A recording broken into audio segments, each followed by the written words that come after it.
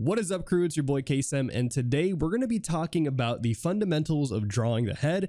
I'll be showing you guys how to draw the head and connect it to the neck. We'll talk about basic shapes, simple forms, the anatomy, and of course a few tips here and there that'll hopefully help you out if you are struggling with drawing the head. Now, if it's your first time here, my name is Kaycem. I am a Filipino art streamer here on Twitch, and I teach everything from anatomy, gesture, perspective, clothing design, and all of that stuff. And I also currently work full-time in the animation industry for the studio that made Castlevania. So if you guys are interested in some free art education, you want to see my dog who's sleeping over there, or he's awake right now, but leave a follow, subscribe, all of that stuff, and I hope you guys enjoy today's video. Now, if you guys have never been here before, if you weren't here last year, I basically made 3 boot camps for myself last year as a way to prepare myself to work in the animation industry as a character designer, with the first one focusing primarily on character fundamentals. Now, this was the first time that I did this last year, and I didn't really think it was going to be anything big. I just mostly did it for myself, but apparently a lot of you guys enjoyed it on Twitch. You guys were following along and stuff, and so I want to do the boot camp again this year. We'll be choosing some topics that are going to be similar, but we'll also be focusing on some other topics that maybe I didn't really address as much, or I'll be kind of changing some things and giving you guys maybe more insight on how I do things this year as opposed to last year. So even if you did the boot camp last year, I think this will still be a great refresher for a lot of you guys, especially if you're looking to polish up your anatomy, you're looking to polish up your 3D form and understanding, you're looking to draw characters in perspective. All of these things are going to be really valuable and things that we're going to cover on our stream today. But all right, if you guys do want to follow along, by the way, all you got to do is go to the Discord channel, and I always have free art resources that you guys can download while I'm live, with this one being the worksheet today. So we'll be going over the 3 heads here that we'll be using as reference to draw, and I'll talk about them as we talk about the anatomy and stuff. And then here are two cheat sheets that I made, which will be turned into a digital book later on in the year. This is my first digital book that I'll be making, but you can download this one for free to grab, and also this one here. They're going to cover things like proportions, silhouette designs, how to do foreshortening for overlaps, quick tips and tricks to make sure that you are not, goofing up with your drawings and stuff. But I highly recommend grabbing these. They are free, again, until the end of my stream. Okay, but if you want to grab them off stream as well as all the other resources and stuff, do consider subscribing on Twitch. But otherwise, you can grab them right now if you're watching live. All right, you're looking for some Illuminati triangle techniques, we might have a few of those today. Also, thank you for the follows. MC, thanks. Zambies, and also yesterday we got a follow from Razor. Appreciate you guys coming in here today. But okay, so I think the first thing that I want to talk about with you guys today is just the general structure of the head. And we've done a few streams already where I've talked about the structure of the head, but I want to do it again today because obviously it's a new day. Some of you guys were not there on my Saturday stream where I actually went over, it was my Thursday stream last week where I went over some of these core fundamentals of drawing the head, right? So we're going to talk about that again today. And just to kind of give a little bit of a recap, a refresher, and hopefully that'll be all right. Okay. But yes, let's get into it here. So I'm going to use this kind of reference here. I kind of already laid out a rough sketch of the drawing of the head that I wanted to do, but I'll do it again right now so that way you guys can kind of see my process here. So usually whenever I'm drawing a head, I'm always thinking about some of the simplified shapes. But if it's your first time, drawing, or not your first time, if you're still kind of figuring out how the head works and stuff, one of the best ways you can kind of get into the practice of drawing heads is to just imagine the head as a cube, and then from that cube, start carving out some of the shape of the head. And so what do I mean by that? I mean, if you take this head right here, this head, I'll do it on a new layer here. You take this head here and you kind of imagine there was a cube there like this, you can kind of see the plane there of the head, right? And you can kind of fit this little head here into this cube. And so it's a good little practice that you can do to start imagining, the structure of the head and get comfortable with this volume. Because I remember when I was younger, I used to draw heads like this. This is what I learned from those how to draw manga books, which was draw a circle. And then after you draw that circle, draw a triangle thing, face here for the chin. And this was how I learned to draw heads when I was, when I was first starting out. And this is a good way to kind of get the idea of the shape of the head. But the problem with this is that it doesn't really teach you anything about the actual structure of the head in reality. If anything, it just teaches you how flat the face is, which is not necessarily true, because if you want to draw this head in different angles, now you have to figure out, okay, do I got to draw it like this? Or maybe I'll draw, like, what if you want to draw the head looking down? Do you just draw a smaller triangle? You know what I'm saying? So it's a very abstract and not necessarily true to what reality is, because reality is not flat, right? We don't have flat 2D faces. We have 3D form with various planes on the face. We've got here a brow ridge, we've got here cheekbones. And so understanding all of those things will not only help make your characters look and feel more solid, and also allow you to draw characters from different angles. It'll also help with things like lighting and shading and figuring out how to do that, because it's really hard to shade a flat image, right? And so instead, it's a lot easier and more beneficial to learn how the 3D forms work. And then we'll talk about stylization after, because personally, people think, like, oh, Kaycem, isn't this too realistic? I like to do my cartoony style or my animation, my anime style. But if you think about it, even shows like, let's say The Simpsons is a good example that they always talk about in animation. The Simpsons is a very cartoony style, but even when you see how the animators and the artists draw these characters, they always think of them as 3D forms and 3D volume.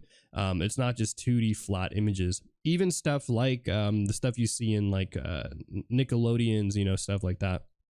So we're going to get into this practice. I think a big goal of this boot camp for this 30 days is really about helping you guys better get a good grasp of understanding form and stuff.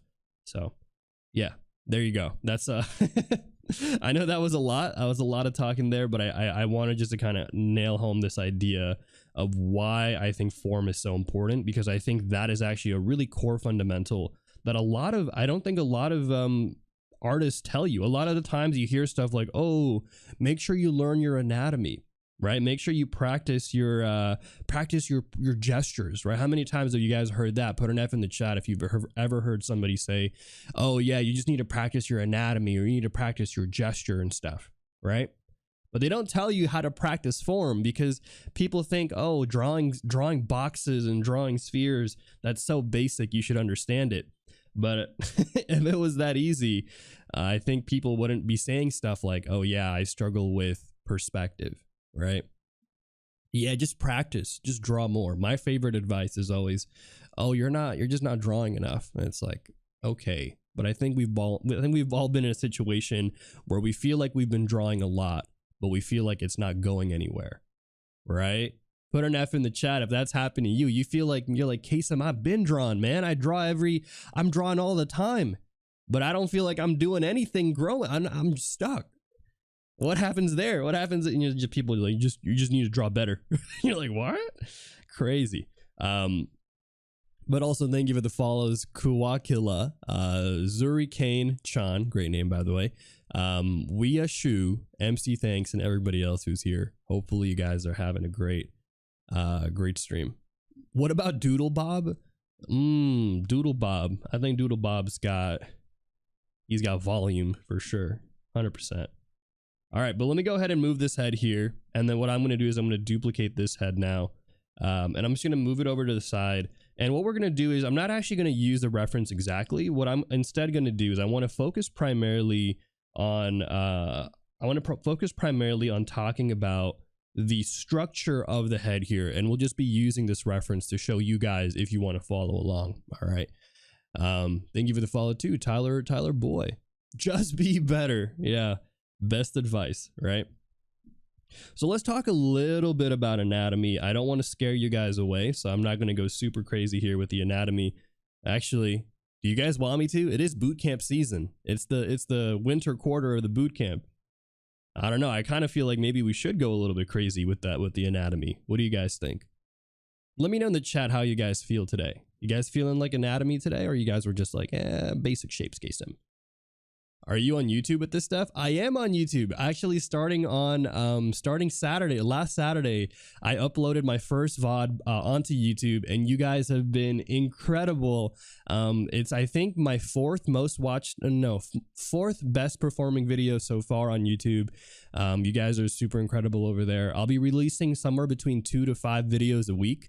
So if you guys are big YouTube fans and you like watching art stuff while you're working off stream or whatever, I would really appreciate it if you guys check me out over on YouTube.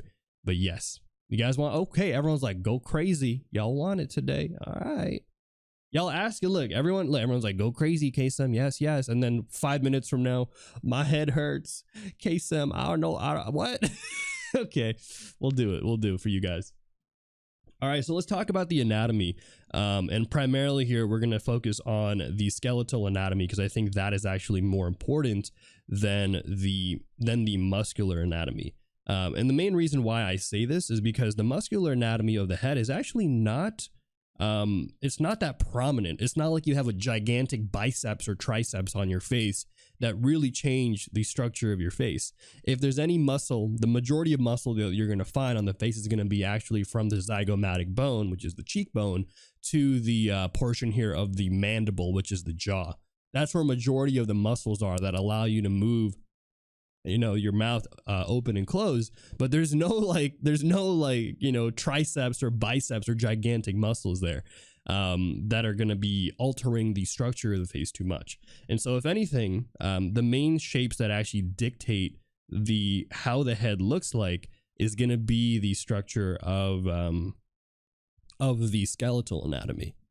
What about my JoJo OCs? Okay, fine. Yeah, if you're drawing some JoJo characters, they might have you know, some muscle right here, some gigantic muscle. You know what I'm talking about. JoJo characters always have these crazy sharp angles, looking like Greek gods every time you see them. Does your Apple Pencil ever stutter on you midline? Sometimes it does. I'm not gonna lie, but not too often. So thankfully, it's not something that's like a big issue. So if it's happening regularly to you, I would actually recommend you go to the Apple store and just have them double check it. It's I think it's free. It's a free service to do, just to have them check your product and be like, hey, my Apple Pencil is being kind of wonky. That actually happened to me. The first time I had an Apple, I bought a tablet and stuff.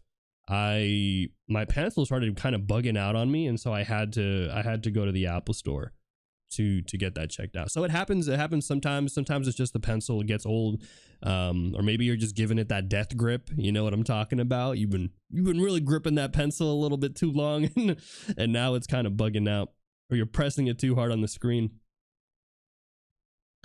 Yeah, good old death grip. Okay, so let's talk about, so from this angle, we're gonna be seeing a few things, and so it might be a little funky. But hey yo, Jimbo, how's it going? Jimbo, I miss hanging out with you. I've been so busy. I just want you to know, Jimbo. I haven't even been able to catch your streams, man. Let me shout you out though. You're very heavy-handed. That might be it. That might just actually be it. Guys, leave a follow for Jimbo if you haven't yet. He's an incredible artist. Good entertainer out here on Twitch. Puts his heart and soul on OBS.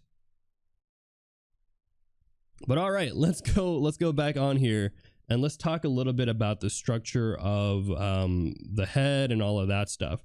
So when it comes to drawing out here, hold on, am I on the right layer? Okay. So when it comes to drawing out the structure of the head here, what I'm going to do is I'm going to lay out these general guidelines just to kind of help place where I want things to be. So here is going to be that halfway mark generally for where I want to have the ears placed a little bit. I know this doesn't look like halfway, but again, this is like all, you know, perspective and stuff. And then here is that third. So I'm going to do 1/2. And this is going to be about 1/3. Okay. And this is 1/2 because this is technically right here where that plane of the head, remember when we talk about the cube, right? It's going to be that cube structure. So you got to think about it three-dimensionally. If you just look at the flat surface, yeah, from here to here is definitely not 1/2. But if you're talking about it in the volume of this cube right here, this right here is 1/2. Does that make sense, guys? Let me know in the chat if that doesn't make sense. I know it's harder to see. So when I say 1/2, you might be like, that's not 1/2 Kaycem. But it's 1/2 from the perspective of the head, not from this end to this end. You got it? So it's technically from like this end of the head right here. Cool. Yeah, I know it's weird because you might be like, that doesn't make sense. 1/2, that doesn't, that doesn't add up. What the heck? But let's go ahead here and let's lay out a few more of the structure here of the head. So I'm just laying out some of the anatomy and some of the forms. But basically at this stage, I'm going to be primarily focusing on just adding in general landmarks of the skull. With the first one, we're going to talk about being actually this frontal bone here. And the frontal bone is basically that forehead bone there that covers the front portion of the skull. And it's a really cool bone because it connects to the zygomatic cheekbone here. And if you are, some people might actually have a very prominent frontal bone, which gives you that brow ridge, that deep set eyes and all that stuff. So there are some characters that you could draw that have really prominent frontal bones here, but it all depends. Again, you can definitely be flexible with it. And thank you for the follows, Leofon, and also Crow Drake. Damn. We're getting a lot of follows right now, so let me just give a quick intro of myself for those of you who are coming in for the first time. And I hope you guys enjoy the stream. All right. So if it's your first time here, welcome in. My name is Kaycem. I am a Filipino art streamer here on Twitch, and I teach everything from anatomy, gesture, perspective, character design, and all of that stuff. And I also work full-time in the animation industry for the studio that made Castlevania. Currently, right now, I'm prepping to work as a character designer for shows like Castlevania, Legend of Korra, and Invincible. So if you guys are interested in some free art education, or you're just looking to hang out with my dog, make sure you leave a follow, because we've got here my first day of the boot camp, actually, so you guys can join in today. Best time to join is like day one, because you get everything and you can download everything and all of that stuff. But yeah, that's a little bit about me. I do this as my part-time job, teaching on Twitch, because I like being here. I like hanging out with you guys. So yeah. But all right, so let's go in here and let's kind of lay out that zygomatic bone here. And the anatomy is not going to be like super spot on, and that's okay. It doesn't have to be exactly right. But I think just getting the general placement of where things are is going to be a pretty good starting point. Damn, thanks for all the follows, guys. It's Poga. Thank you for the sub, Fresh Tomato. Sheesh. Greeby GBs, thanks for the follow as well. You gotta do the camera flip. I know the camera flip's so extra. Maybe, yeah, maybe we'll do it again at some point. All right, but let's go in here. And so we have here the zygomatic bone. The zygomatic bone is really cool because it basically connects here it connects to a couple areas. One, it connects to the frontal bone that we just talked about. It also connects to the maxilla, which is the upper teeth right here of your face. And then it also connects, and not it connects, but it also creates the structure here of the eye socket. So this bone right here, I would actually say is probably one of the more important bones to know, because it's a really prominent one, and one that you'll often see in a lot of people. It's a lot more visible, that cheekbone. You guys know I'm talking about, the Angelina Jolie type of characters with really defined cheekbones, or Olivia Muntz, whatever her name is. Characters that have, or actors or people that have really defined cheekbones. That's all that zygomatic bone right there. But thank you for the sub, Fresh Tomato. Don't forget the number one step to improving is believing that you can do no wrong. Everything you do is right. Yeah. Victoria Justice cheekbones? Dude, I haven't heard of Victoria Justice in forever. Jason type of cheekbones? Yeah, no, you're right. Wait. There you go. Now you got. Why is the filter still on? What the heck? Get this off. But Maybe the cheekbone is the bicep of the face. That's technically, I can kind of see that, because the cheekbone really does do a lot to lift the face there, for sure. I can see some of that. But let's go in here and let's add that nose here now. And again, I'm not even using the reference, so you guys can use the reference to kind of help you, but I'm just kind of laying out here a general kind of structure here for the nose and for the anatomy. So let's just place the nose here. So normally, if you're going to be working with a skull, you're going to have here that nasal bone, which goes in between these two, and that kind of just inserts into here. But for this one, let's actually just draw a real nose. Maybe we'll kind of do like a hybrid head skull thing. Why not? It's kind of weird, but we'll do some of that. What is the long part of the bone again? The long part of the bone? Oh, you mean this thing? This is called the zygomatic. I wish... Do I have it labeled somewhere? I don't know if I have it labeled anywhere.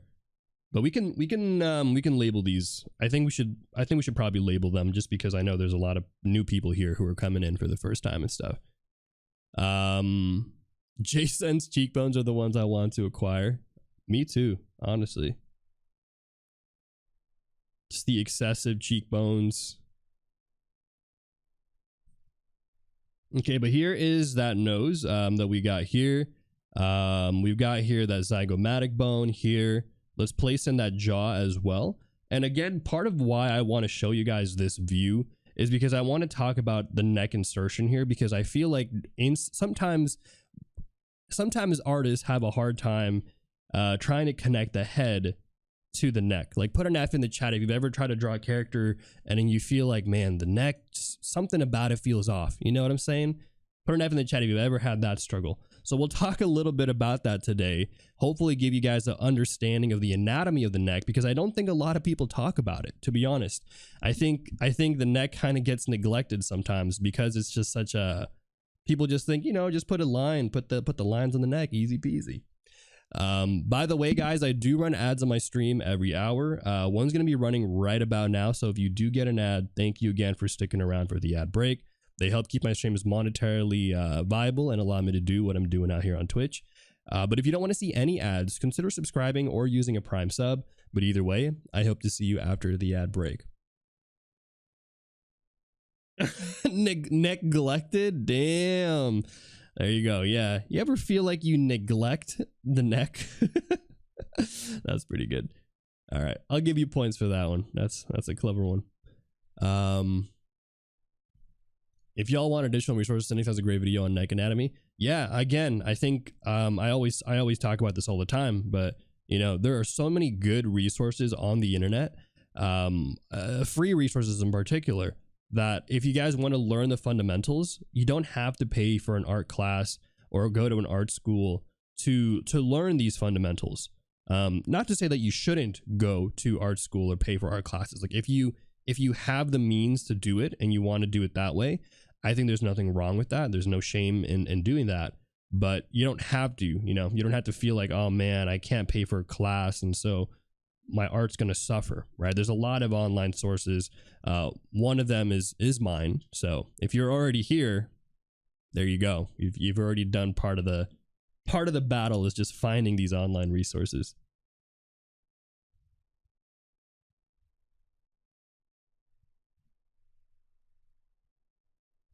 So I'm going in here, I'm shaping up the head now, and I'm getting rid of some of those underlying forms that we drew in earlier, just to kind of give it some of that structure, right? We're giving it some of the detail. And, you know, again, I'm not using that reference exactly. I'm using it as a general guideline, mostly for perspective, because sometimes perspective is tough, and it's easy just to have a basic form there that you can take a look at. Let's see. Kaycem, spending money instantly makes you improve. Yeah, didn't you know, Kaycem, that the world is pay to win? What are you doing, Kaycem? You're right, guys. The world is a pay to win strat. But let's talk before I move down to the jaw. Let me just slap on real quick the other kind of components here. So basically, this again was the portion of the this was the portion of the frontal bone right here, right, that we have. And then going down a little bit here to the backside, interestingly enough, is going to be, so this is kind of that frontal bone, but going back all the way here is actually going to be the parietal bone in the backside there.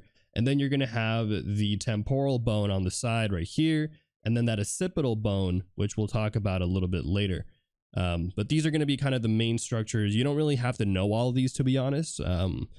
I would say if there's again any anatomy to really know, it's going to be the frontal bone, the zygomatic bone, and then maybe that mandible, which is the jawbone, because those are going to be the ones that really have the largest impact in terms of the structure of the face.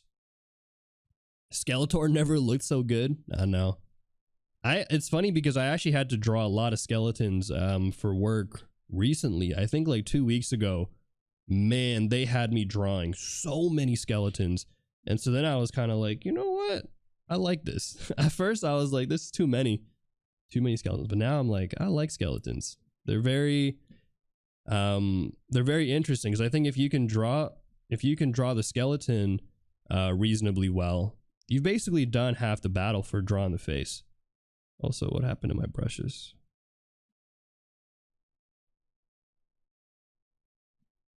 What the heck?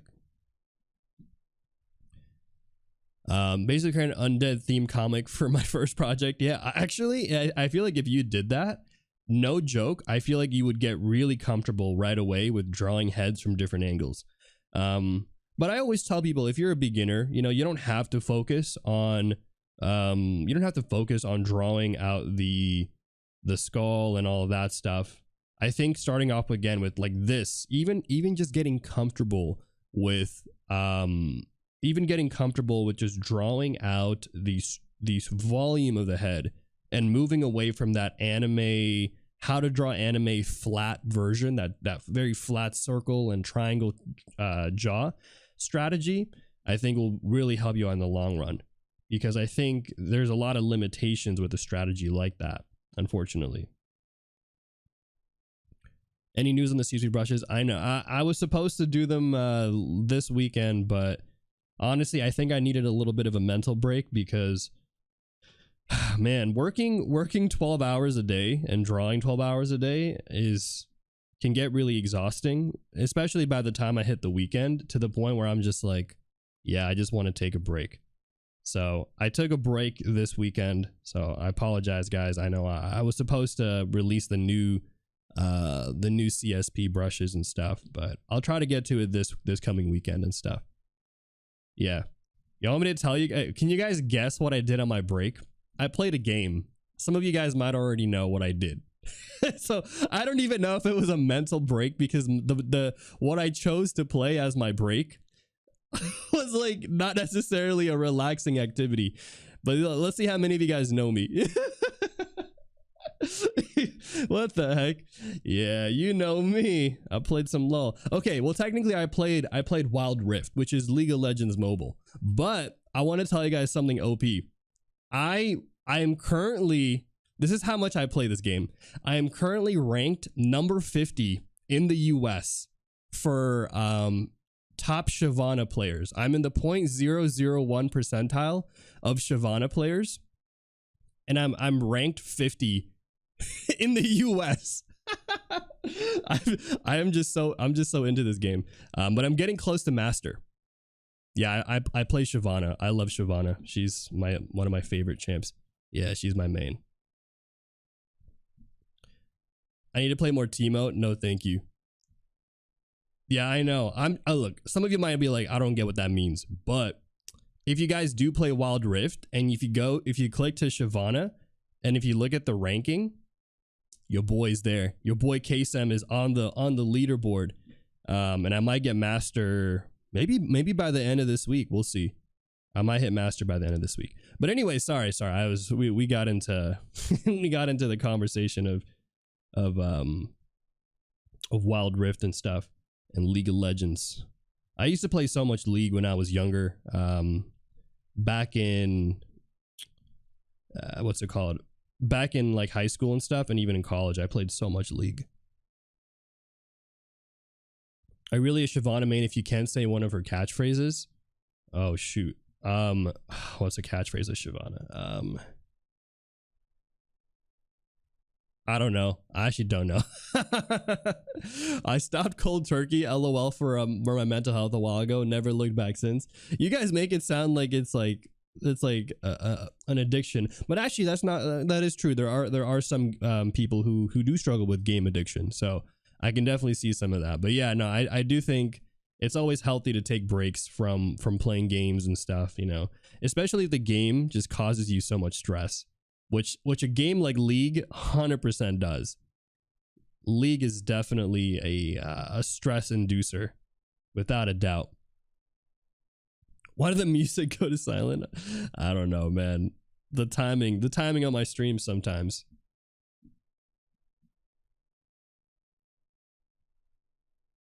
Okay, but here you go. So we've got here the structure of the head that we've laid out right now.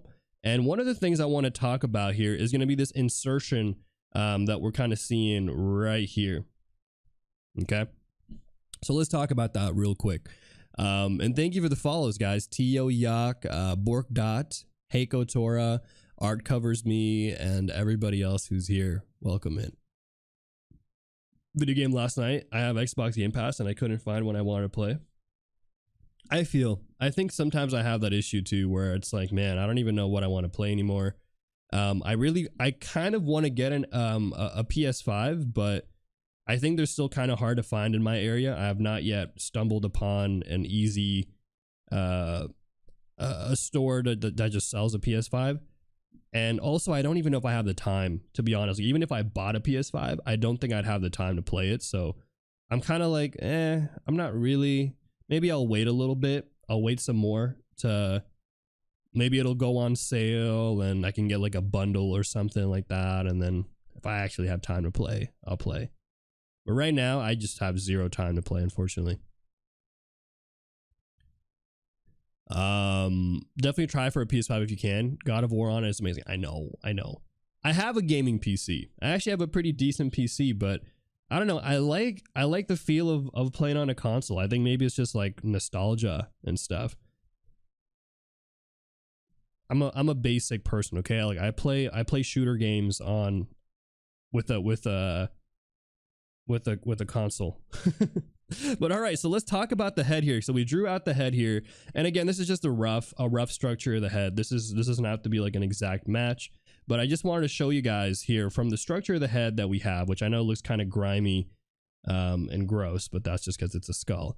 But from the structure here that we did lay out, okay, what I want to do is let's talk a little bit about the insertion here of the neck. So what's really cool about the neck is the neck basically inserts into this base right here of the skull, and it goes through this kind of like occipital bone, which kind of looks like I don't know if I want to talk about occipital bones. Maybe I do. But it basically is kind of like a shovel, like a horseshoe kind of thing that goes in the back of the skull here. And there's a hole there for where the spine goes. And so if you're trying to figure out what that means or where that is, this is again where that spine is, right? So the spine kind of inserts right there. What that means is that when you're drawing the head out like this, notice how the spine is going to go kind of like right here, a little bit past the jaw. And then that distance from here to here is roughly going to be about the same. So if you know this, all you got to do is figure out, okay, where is the base there of the skull? Right here, right? So the base of the skull is going to be right here. Let me find that halfway mark there, and let me go place that in. So you can kind of do that here as well, right? So let's go ahead and draw this head real quick. Where's the base of the skull? Probably like right here. Where's that neck going to be? Right here in the back. And then you're going to find that volume from here to here. Now, again, there's going to be some wrapping of forms and stuff, but understanding some of these, I think, will help kind of demystify a little bit of what's happening there with the structure of the head. So there you go. And this is something that I actually learned from Tom Fox. So shout out to Tom for doing these demos and stuff. Okay, so let's go in there. I'm gonna move this in here. And then I'm gonna do this new layer here, and we'll talk a little bit about the volume of the volume of the neck next. That's so hard to say. And so when you actually go in here and kind of insert this in, so I'm gonna do that right now. Okay, this is gonna be that spine. Let's kind of just take this, go bloop, like that. Okay, so we just literally just put the spine there. The next step here really is just gonna be adding in volume underneath, because everything kind of wraps around this structure of the head there. Volume of the neck, yeah, volume of the neck next. And again, I know this might sound like a lot of complicated stuff, so I want you guys to know that if you're having a hard time understanding a lot of these things, it's okay. These are very technical things that we're talking about right now. And let me just label a few things here for those of you who are trying to take notes. Frontal bone,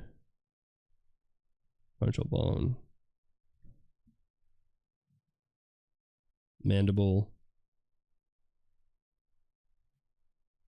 and then we have here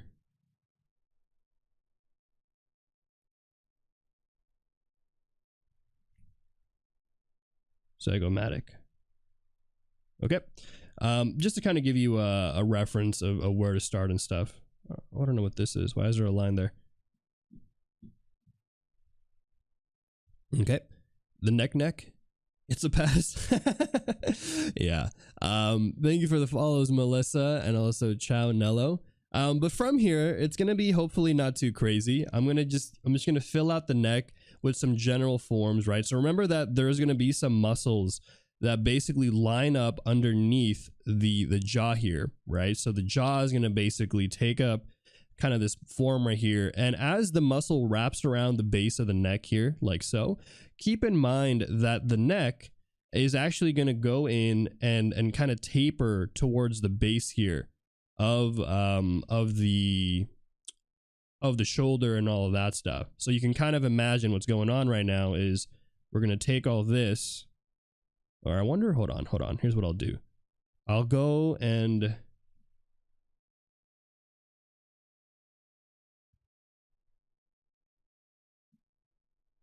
I'm going to color fill. Wait. I'm going to go like this. Sorry, give me a sec. Color fill this. That's why you can kind of see the transparency there. There you go. I'll go like this. Lower the opacity a little bit. And then we'll draw the blue layer on top. So that way you can kind of still see the underlying structure. And hey, how's it going, Molly? Welcome back in. How are you feeling? Are you doing better? You doing all right?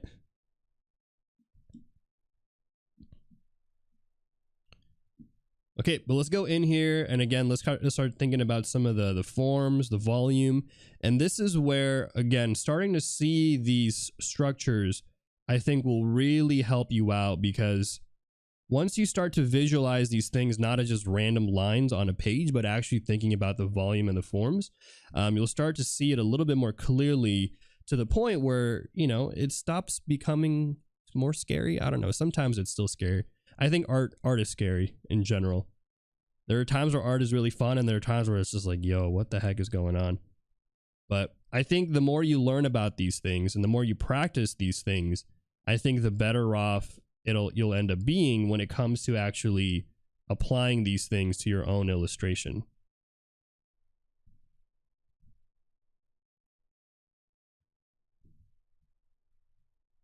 So the neck kind of tapers in. Make sense? Art is fun in the middle of the night. Yeah, when it's like 3 a.m. and you just have a random burst of energy to draw. Okay, so I'm just writing down a few notes for you guys here. Connects to jaw. All right.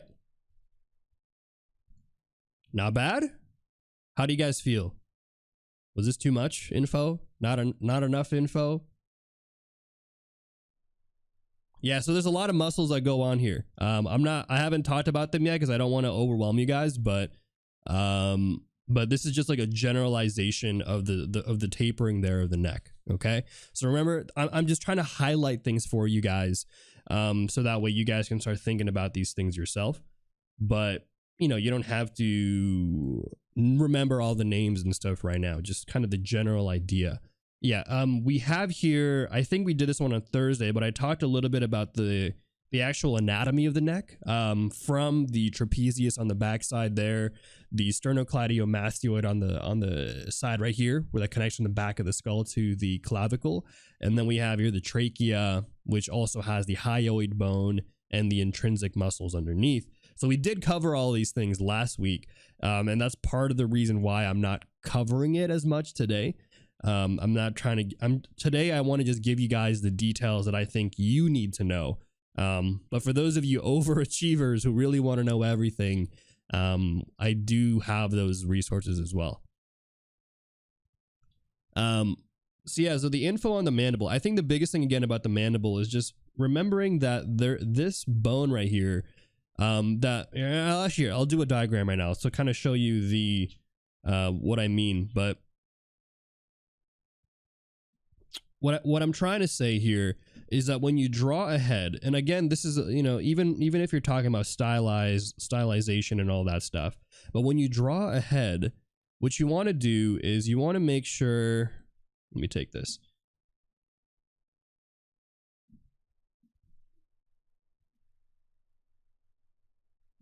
Let me take all this one right here.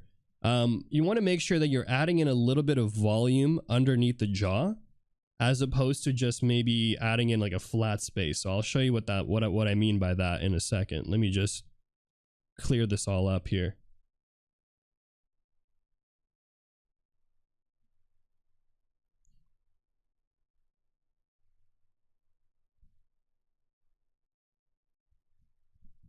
So I think it's very important to have a little bit of volume underneath the jaw. So especially kind of like this region right here, you know, as you draw out your characters and stuff. Let me just make it a little bit thinner. Because if you do, like, I would say if you don't do this, and sometimes what I see a lot of beginners, what a lot of beginners might struggle with is sometimes you might go in and kind of just make it look a little bit flat. So instead what I see is this, and I used to do this all the time too, where I would draw the neck, and I'm just trying to make room here, where I would draw the neck and I would just draw it like this, right? Like, don't do this, because if you do this, what ends up happening is you're losing a lot of that actual volume that's there. And I don't think that's going to be accurate. It's going to look a little funky when you lose out on all the actual muscle that exists. And then it makes it harder to draw a head, because sometimes what I'll see is people do this, right? Well, they'll go in here and they'll just draw, they'll kind of like just draw this flat form here like that. And so you lose out on that underlying volume. So you want to make sure you capture some of that volume, and it doesn't have to be a lot, right? Like, you can definitely taper this one out to make it look, maybe the character is a little bit more leaner, or maybe they're more muscular. So you might have a thicker neck or a thinner neck. But just don't forget that there is something there that helps give it some volume, right? Because this right here, I mean, again, there's a lot of anime style, but even in the anime style, they still consider it, even if it's more subtle. It's, you know, you want to make sure you give a little bit of that volume there. So let me get rid of this and move these down here.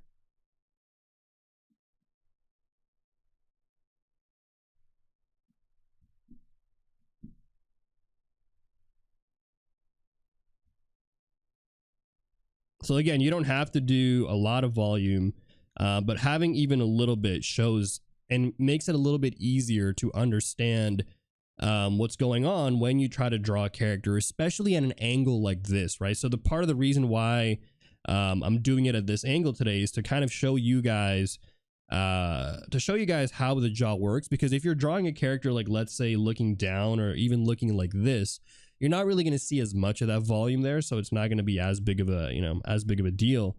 But by having an understanding of how all of this stuff works, I think it'll better inform you overall. So Yeah, unless there's some light maybe that's there that'll kind of highlight it a little bit more, right? So yeah, there's definitely gonna be some cases, but I'm kind of generalizing here. But cool. So that was the first little demo there. If you guys are watching from YouTube and you haven't yet subscribed, make sure you hit that subscribe button. And thanks again for hanging out here. But okay, how are you guys feeling? You guys okay? You guys good? Because if so, we can go in here and talk about the next thing, which is going to be, I'll give you guys a quick demo on maybe like the hyoid bone and stuff. Volume, baby. Volume. There you go. Now I know where I was lacking. That's great. How's it going? Hi, Sunny. Welcome back in. All right, so let's go do this head here, which I actually, funny enough, I already drew this picture a while back. I think last year, and I think there's already a lot of things I would change from the drawing, but I'll just keep it here as a reference to show you guys. But what I want to do is I want to kind of draw this from a more extreme angle, and so you guys can kind of get an understanding a little bit about the jaw and the hyoid bone that we talked about earlier. So there's just so many drawings on here already. We've done so much in a short amount of time. I'm going to merge it all. Screw it. Let's just merge it all together. Okay, there you go. And hey, Dreamer, thank you for the follow. Dreamer91600. Okay. So let's do this. I'm going to move this head down here to give us some room. I'm probably going to get rid of this for now. And let's talk about this head at this angle. So I think part of the interesting thing when it comes to drawing the head, and today, as you can see, I'm really pushing a lot of these perspective of these angles. So if you guys are having a hard time with this, that's good. It's good practice to start drawing the head. And I feel like this is where really that flat anime technique starts to lose its credibility, because if you only were taught to draw like, okay, draw a circle, put a little bit of line and do this and do that, which is how I learned it when I was first learning how to draw. I was like, how to draw manga, right? This like flat technique.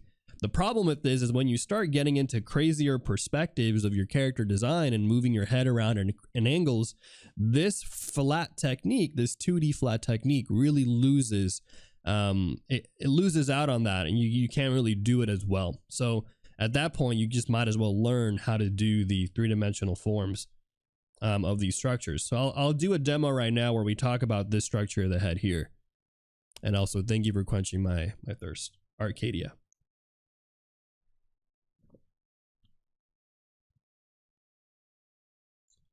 Okay. But also, guys, let me know if you have any questions at all, or if you're just curious about anything. I'm always happy to talk about things and just try to, you know, have general conversations on my streams, because I'm not just here to draw, right? I'm not just here to do all these skull things. Like I can do these studies my own time, but I want to do them with you guys as well to hopefully help anybody out here who might be interested in stuff. When will these specific streams be happening? Great question. So my streams, I always stream Monday, Tuesday. So let me do this. Let me do my schedule command. Monday, Tuesdays, and Thursdays from 8 to 11. So I need to update that. But 8 to 11 a.m. will be when a.m. PST will be when I will be covering these topics. And then I'm thinking Saturday streams will be more of like a recap stream. We'll kind of do a general overview of everything we talked about. And then I might do some draw overs and some art critiques as well, since you guys seem to really like that. And we did that over the weekend on Saturday, and I felt like that was good. I don't know. What do you guys think? For those of you who are here on Saturday, did you enjoy that critique thing that we did on Saturday? I don't know. I feel like Monday crew is always different than the weekend crew. It's just different people. So I don't know. Maybe some of you guys weren't there. It was good. That's all just checking. Oh, okay. Yeah. Shout out to my viewers from the UK. Also, the Lemon Maiden, great name. How's it going, Lemon Maiden? You're very informative, TY. These videos will help me a lot. I'm very glad to hear that, Plushie. By the way, if you guys want to check it out on YouTube, I'll be uploading these on YouTube actually. So this is something that's something new that I'm trying to do this year. It's a little bit of work, I'm not gonna lie. Like I have thankfully I have editors that can help me with this one, and so the editors are killing it. That my editors are killing it with helping edit the videos and upload them over to YouTube. So hopefully that gets some traction though, because yeah, it's tough. It's tough being a content creator, especially on YouTube. I think in general, anywhere, whether it's YouTube, Twitch, Instagram, I think having building a community and stuff is difficult, but thankfully I've done, I feel like I've done a good job here on Twitch. And so I think because of that, hopefully some of you guys who are here from Twitch can also check out my my YouTube channel as well. Let's see. What is my shirt? I got this shirt from TwitchCon. There was an art streamer who I found there from TwitchCon, and unfortunately I don't remember her name, but I liked the shirt. So yeah. This bootcamp will be the whole of February. It'll probably even trickle into March, because I'm doing 3 days a week. So it's day 1, 2, 3 for week 1, and then 4, 5, 6 week 2. So this might actually end up being like a 10-week thing. So it depends. It depends, because last year that's kind of how it worked, so it might end up being like a 10-week process. But every stream will always be some new topics. Let's see here. Your assistant is asleep on the job. I know. Really getting cozy there. Is there a place we can see the schedule of this bootcamp, as in like what the curriculum is going to be? I haven't written it down, but I already know what I'll be talking about.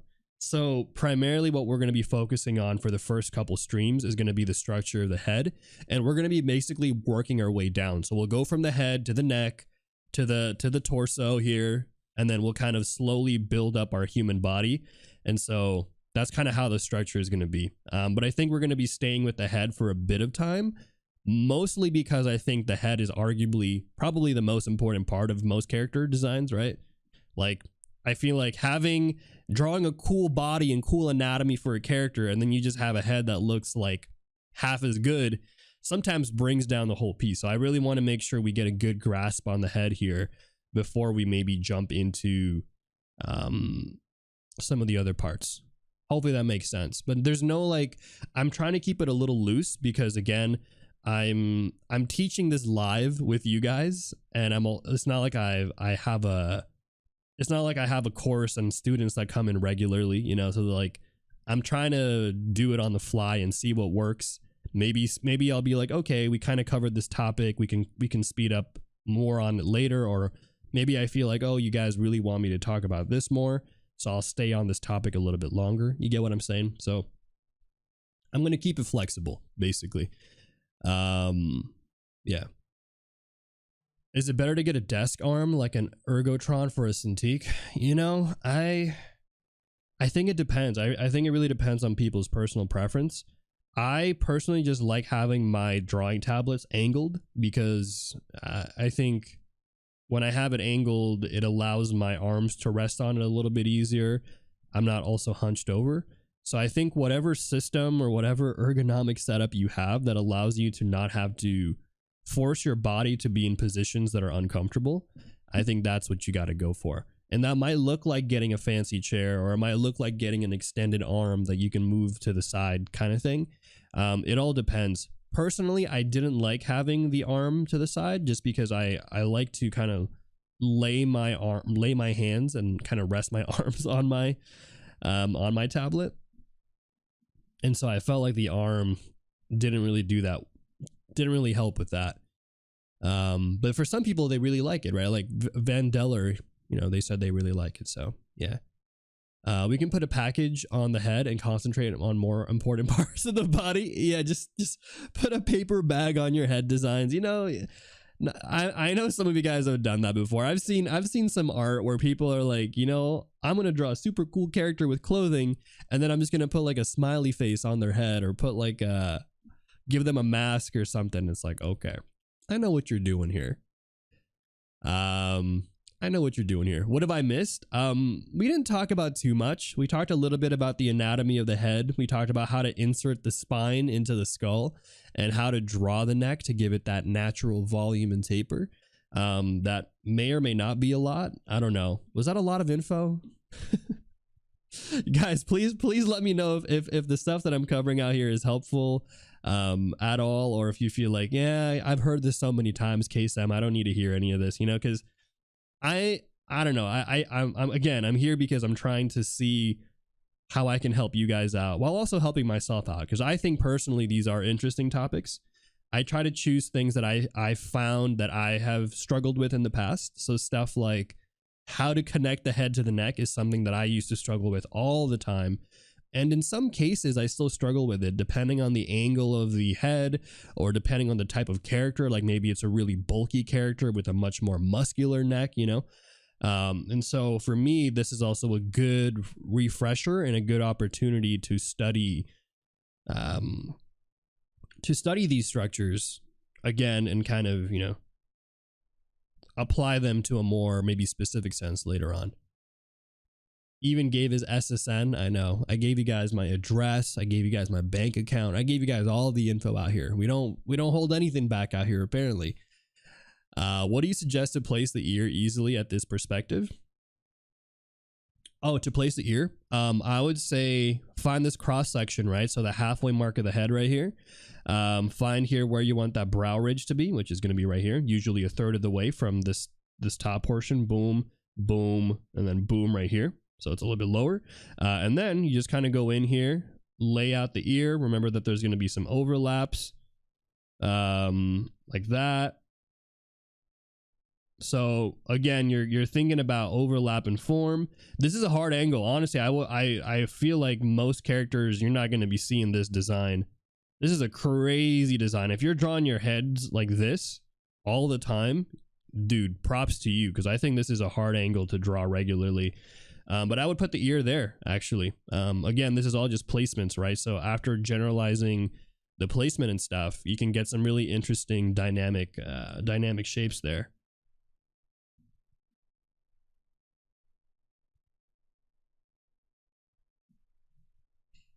But that's if I wanted to add an ear. I just didn't think about adding one because I didn't think it was important.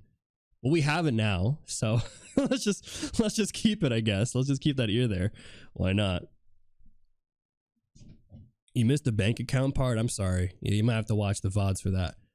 I don't know what I'm missing, so it's good to go over the basics to see where I'm actually lacking expressions or something I'm working really hard to improve. So this is a great place to start. Oh yeah, I mean, if you guys want expressions, the first 3 weeks of January, I think, that we started streaming was purely expressions. We only did character expressions. We had these here, and then I did these for Ellie on Saturday. Actually, we worked on some expressions for Ellie. I haven't even posted this one on Instagram yet. I need to clean it up a little bit more. But yeah, we did all of that. So we did a lot of expressions, but right now we're focusing on more of the technical stuff. It's more or less at the cross section of the jaw and the cheekbone. Yeah, I think so. You can think of it that way if you're thinking about it from a skeletal point of view. And I can already tell I'll binge your videos after stream ended already. You've got a way of making entertaining education. Thank you. Thank you, Zurricane. I try. Great name, by the way. Wait, is it Zurricane or just Z Hurricane? I realized, I don't know why I'm saying it like that. Zurricane. Somebody needs to rewatch it a couple times, but it's better to redraw it a couple times by yourself to remember. Yeah, and that's a big part of why. I'm. What's it called? I want to upload these to YouTube is because I realize, like, for me, doing like a 30-day challenge might take somebody 3 months, right, to do. Or maybe someone here might be like, oh, you know what, I don't need a lot of the stuff here, I only need a few things. It might only take you a few days. And so I think having that option for you guys to be able to watch the YouTube videos at your own time, at your own pace, and then also leave comments on YouTube too, because that was the big thing that like originally I was thinking like, I'll just keep it on Twitch because it's Twitch VODs, you know? What's the whole point of uploading something to YouTube again if I already have the Twitch VODs? But I realized that because it's on YouTube, it's actually a lot easier for you guys to leave comments, leave questions on the videos, whereas on Twitch, you can't really do that. And so that is part of the reason why I decided to start uploading more onto YouTube now, just so that you guys can have that option. If you want to ask me any questions, if you're like, hey, I would love to hear more of this topic, you know, that kind of thing. But it also helps, I think, people come in for the first time. Also, if they're new, right? If you're new to this, if you didn't know I stream on Twitch and you found me on YouTube first, I think that's really cool too. Because then people will be like, yo, I actually found you through YouTube, and I enjoyed your your VODs. I'm like, okay. But yeah, I was originally worried, to be honest with you guys. I was originally like, man, what's the point of uploading VODs to YouTube? Like, does anyone even watch those long videos on YouTube anymore? I feel like everyone is so hooked on TikTok's 15-second videos. Who's going to sit down and watch a 3-hour long, you know, drawing process video? I don't know. But I would like to think that there are some people who still like to watch those type of videos. So hopefully those are the people that end up finding my videos. You're those people. It's you guys. It's been you guys all along. I should have known. I don't know. Yeah, I just feel like the internet's kind of shifted a little bit, you know? I think ever since TikTok has been a thing, I feel like every single major platform now wants to do short form content, and Instagram, YouTube, you know, everywhere is always like short form, short form, short form. So as somebody who doesn't like doing short form content and wants to just do the regular you know, content that I like to do, yeah. But who knows? I mean, I might dabble in some short form YouTube, you know, some YouTube shorts or tonks or whatever, some TikToks. If it's less than 40 minutes long, I don't want. What the heck? Yo, you guys are wild. Okay, maybe this is why you guys like watching my streams. That's so funny. I stand corrected. Apparently, you guys are deep in the sauce. You're like, Kaycem, the longer the better, man. Your streams are very, very entertaining. I see. People have an 8-hour workday to fill with background content. That's true. That's true. I forgot about you hard workers out here. Thank you for the follows, by the way, for Reed76 and Smallest Moon, and everybody who's coming in here. I got a simple solution for you, Kaycem. Just speed up the VOD so that they're 15 seconds long. There you go. That's the strategy, isn't it? Why didn't I think of that? Just have me talking in like 10x speed, which is funny because normally when I watch videos on YouTube, sometimes I do this thing where I have to speed it up to like 2x if I'm just like, bro, I don't got time to for this. Let me just speed it up. But I think for longer videos, I don't like doing that. For longer videos, I much prefer having the normal pace. As you guys said, you know, just kind of playing something in the background while I'm working is always nice. All right, so what was the point of this angle again? What was I trying to show you guys with this? I was trying to show you guys something. This is not even the angle of this head. This is just a very, a very, very extreme angle of the face. But I wanted to show something. Oh, right, no, I wanted to talk about the bones, the mandible and the hyoid bone and all of that stuff. Right. So let's talk about that. For Tofu, is Tofu live right now? Tell Tofu I said hi. When TikTok goes away, or Doomsday Clock is for sure bound to take back for several years. Yeah. Let's see.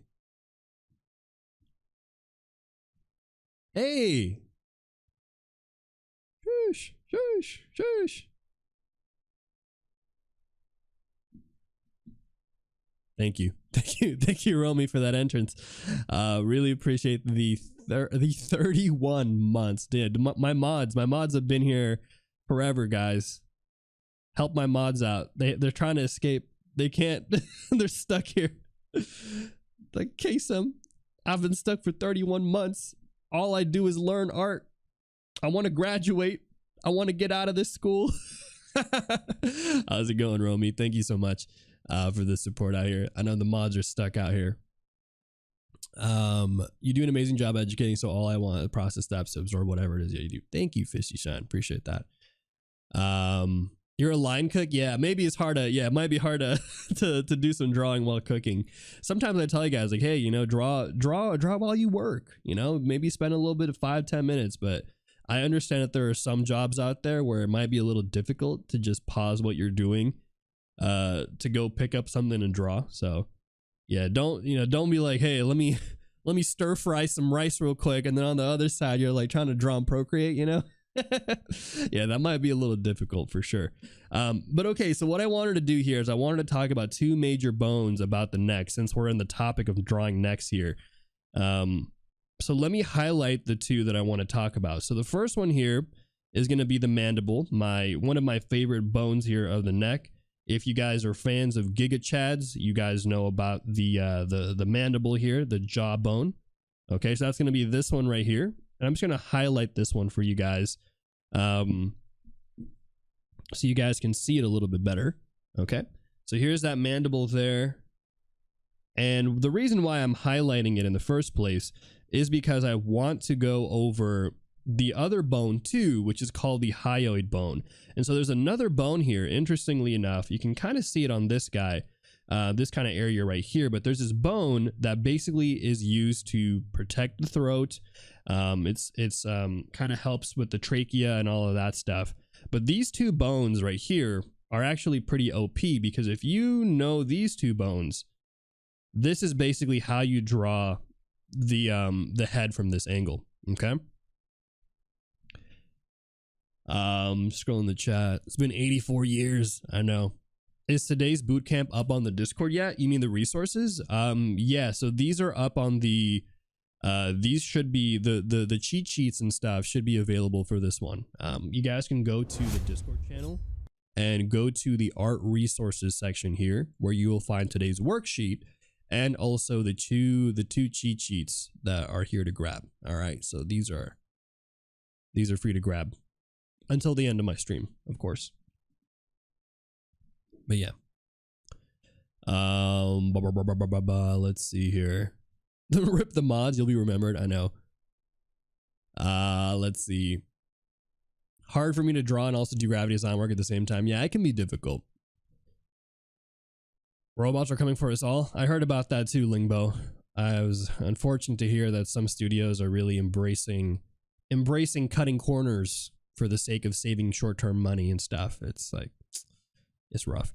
What brush do I use? I got custom brushes on Gumroad, by the way. You guys can check them out there. Thanks for dropping that link. Yeah, feel your own throat. You feel your jaw, and you can kind of feel it there. But the reason why this is important is because when you have this neck structure here, and if you try to simplify it for what it is, I'm gonna duplicate it on the side here, like this. This is really, if you want to just simplify it to its kind of primitive forms and stuff, this is really just going to be, you can think of it as a set of planes here. Let me do a new layer. So you got 1, 2, 3, 1, 2, 3, like that.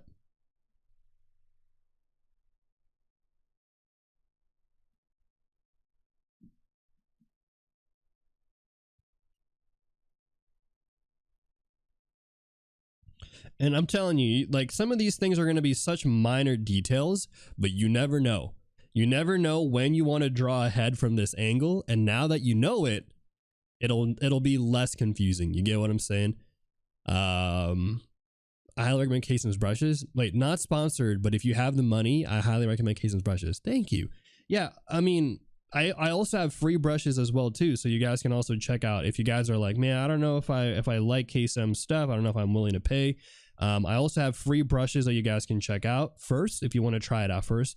As you guys always know, I always want to give you guys as much free and as free content as I can, and also make art education as accessible as I can. So I always try to give you guys a free option. And then if you guys want to either support me or just want some, more stuff, more resources, you guys can always, buy my custom brushes, the other ones I have in my set, or you can buy my full Gumroad pack, which also has all the resources and stuff that I made last year. So if you guys like what you're seeing this year, I also have a bunch of resources that I made last year that are kind of similar to what we're doing now. And yeah, again, a big part of why I do this is because I understand what it feels like to be hungry, to want to learn. You want to get better, and then you're kind of thinking to yourself, oh man, I want to go get better, but then there's like this course that's like this one person is offering and I want to pay for it, but I don't know if it's good. Like sometimes we're worried about those things, because I think we've all been there where we've maybe bought some art supplies that we ended up not using, or maybe we bought some art books that maybe we read the first 2 pages of, and then afterwards it's just sitting on our shelves, right? Put an F in the chat, guys, if you've ever done that. You spent money on something art related, like supplies or books or resources, and then you told yourself, I'm going to look at it, but then what happens? It's kind of off to the side, it's there, it's waiting for you. And maybe you tell yourself, yeah, someday I'll look at it. Look at all the F's in the chat. So YouTube doesn't know about this, but look at all the F's in the chat. Damn. It's, yeah, or yeah, worse. I think that's like the worst one, Vandal, is like you buy something that you spent a lot of money on and it just doesn't, you're just like, man, I wasted my money. Like, I don't want anyone to ever feel that way about my content. I always want to make sure that if you are taking the time out of your day to pay me or give me something, I want to make sure you know what you're getting yourself into, and I want to make sure that it's as good quality as I can give you to the best of my ability. And that's why I always try to, that's why I do these live demos and we go over these things on Twitch, because again, if you like what you're seeing here, I think hopefully it's a decent indicator of what my other content looks like.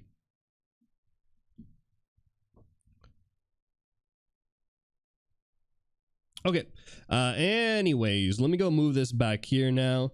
So this is going to be that simplified structure that we're talking about for the neck. This is, again, going to be just some general shapes that you can kind of start thinking about the structure of the neck. And then from here, I'll do like in a yellowish color, like a mustardy color. Let me find it real quick. Or orange color, kind of looks cool. And then from here, this is where you can start to insert the structures, right? So you can kind of go like this and start imagining now. You can kind of see what I'm doing, right? Imagining those planes connecting to the neck, and then there you go. That's it. That's how you draw this underside here of the neck to start establishing some of the volume, some of that structure there underneath. So this is what I would recommend if you guys are really trying to get a grasp and maybe you're struggling at drawing heads from this angle. Maybe something like this, And I did an extreme case, right? I did an extreme angle, so obviously this is going to be a little crazy. Why did you have to remind me of my book pile of shame? I know. It's hard to hear, but it is what it is. That's just how life is. But okay, so we've done a lot actually today. I'm very surprised. I was expecting this would take a lot longer, but we're going by pretty fast. Am I going too fast, guys? Let me know in the chat if I'm going too fast. I can try to slow things down if you guys are like, Kaycem, I'm lost. What the heck did I just watch? Let me know if I'm going too speedy out here.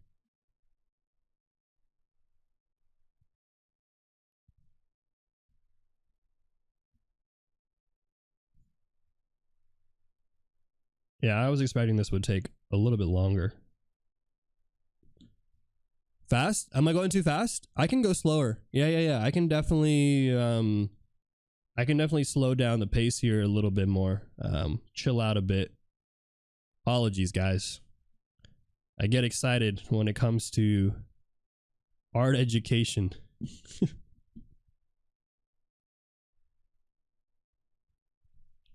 Also, again, if there is anything that you guys might be confused about, feel free to ask. I always encourage you guys to ask questions and stuff if you have them, because if you are confused about anything, there's a good chance that someone else here as well might be confused too. So it never hurts to ask, and I don't think there's ever any wrong questions. You know, it's whatever they always say in school. There's no such thing as a wrong question. But then someone always makes fun of you whenever you say something. You're like, damn, I guess that was the wrong question to ask. Just keep going so nobody will watch you at 2x speed. Yeah, maybe that's the strategy, right? if you draw faster, people will end up having to watch you at like 0.5x speed because you're going so fast. That's the actual big brain strat there. We'll judge you silently. No judging will be going on here. Okay, please. We're all civilized people here. But let me write some notes then. Let me write some notes real quick.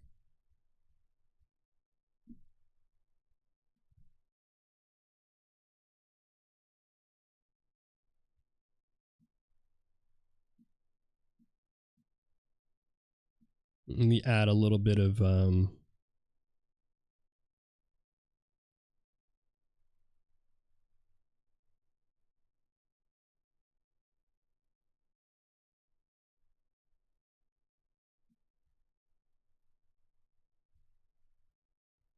okay.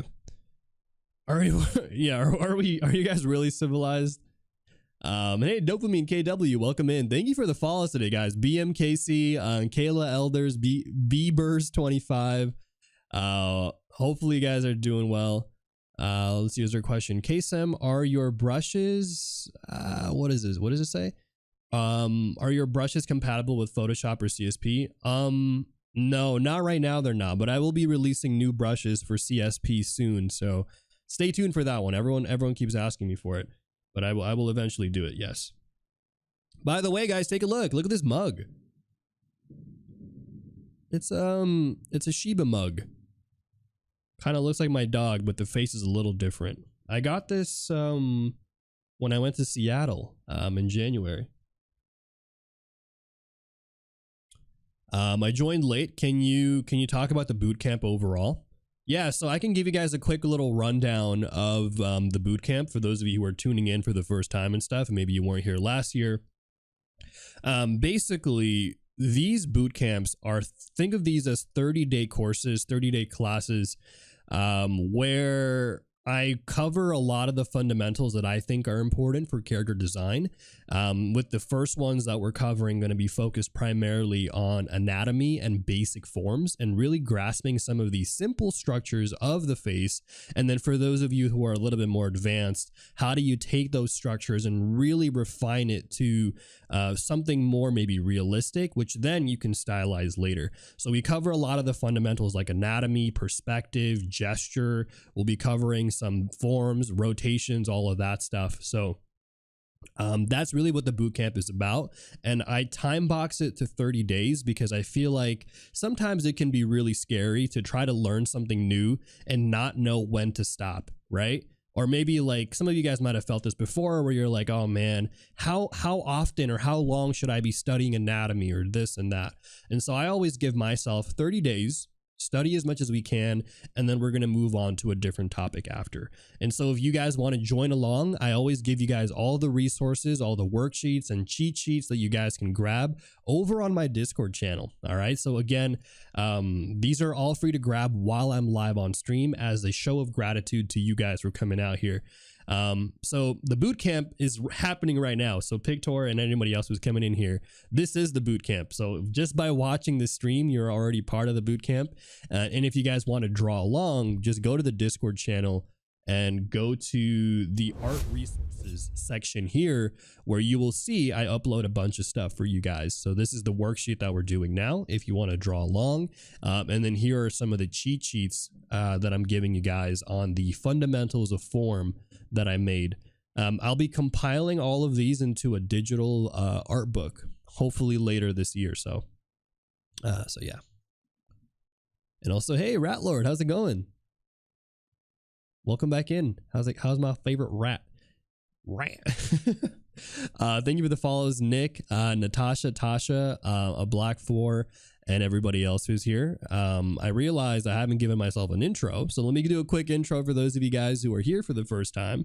And if it is your first time here, I'd love to know how you guys found my stream. Was it through recommended? Did you find me on the front page? Did you just see my title or thumbnail? Did someone tell you about me? I'd love to know. But here's an intro about me. 3, 2, 1. Hey, what's up? My name is Kaycem. I'm a Filipino art streamer here on Twitch, and I teach everything from anatomy, gesture, perspective, character design, clothing, and all of that stuff. And I also work full-time in the animation industry for the studio that made Castlevania. Currently, I'm also prepping to work as a character designer for shows like Castlevania, Legend of Korra, and Invincible. So if you guys are interested in some free art education, or you're just looking for a dog to watch while you're hanging out here, do leave a follow, join in, and I hope you guys enjoy all of the content that I have to offer both here and on YouTube. All right, but there you go. That is that's my little intro tutorial about me. Have I considered adding homework during the boot camp? This is basically it. I would say you guys just do these. If you can do these, this is good enough, I would say. And then you guys can, determine however you want to practice more, if you want to do more or less. This rat is just doing their rat thing. That's what I like to hear. How's it going, Pirate Jack? This guy did look amazing. Thank you. I appreciate that. Yeah, we're covering some topics out here. We're really covering things out here today. No holding back, man. This is not that stream to be holding back. Oh, recommended, huh?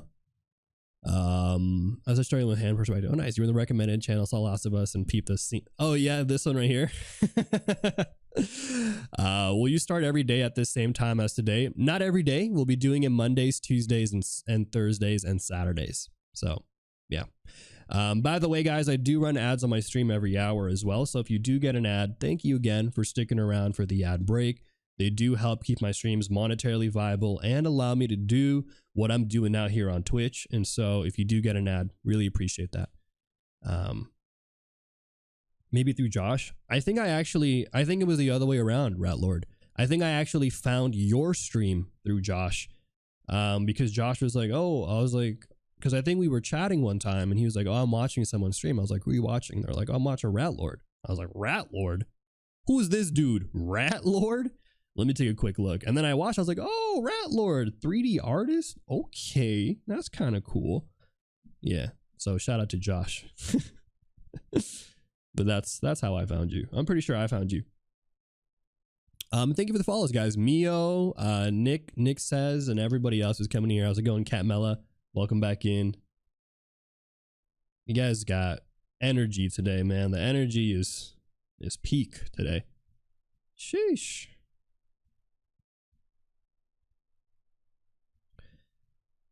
Okay, so right now, all I'm doing is I'm breaking up the head here. Why, you might ask? Because I want to go over the interior here of the neck. We're just going over. So for those of you guys, if you didn't know, today's focus is going to be heavily on the general structure of the head and the neck, but also how to connect these two things. I think that's going to be my primary focus for today's stream, is really talking about how you can piece these two things together, because I'm sure some of you guys have, some of you guys might have struggled at some point, right? With like figuring out how the head and the neck work together. Like maybe you've drawn a really cool character design for your face, and the moment you try to put the neck on, you're kind of like, damn, what the heck? What's going on here, right? How many of you guys have ever been there? Put an F in the chat if you've ever struggled with drawing the neck on your characters, right? It happens a lot, surprisingly. And so I think this is a good kind of time to just talk about the general structure of these things. Do you have a number one exercise for learning to draw portraits? I would say a really, really good exercise for drawing portraits and getting better at drawing portraits is to actually take the portrait you're drawing, let's say this guy right here, and do a quick draw over.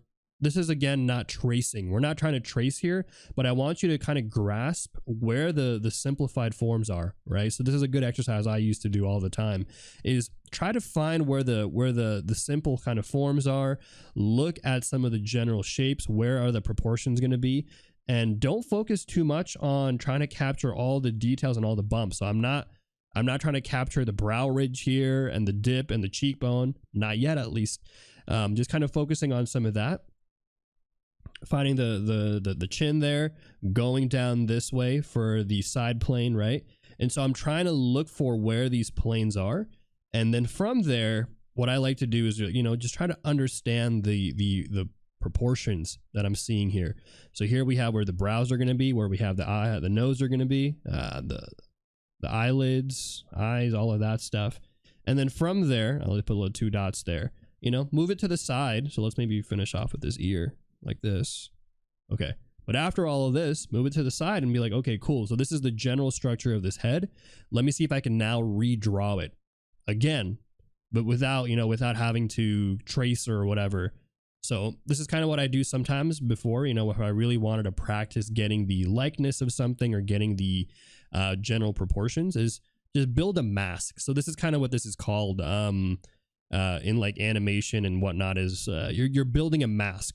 This is not a tracing, because as you can see, we're not really trying to copy every single detail we see, right? We're just seeing what the core components are, and then later I'll actually show you guys. We'll do some drawing here where I will draw the head and stuff, and that's where you can stylize it to whatever you want. You can make it look like, you know, the characters, but I would say these are good practices that I would recommend.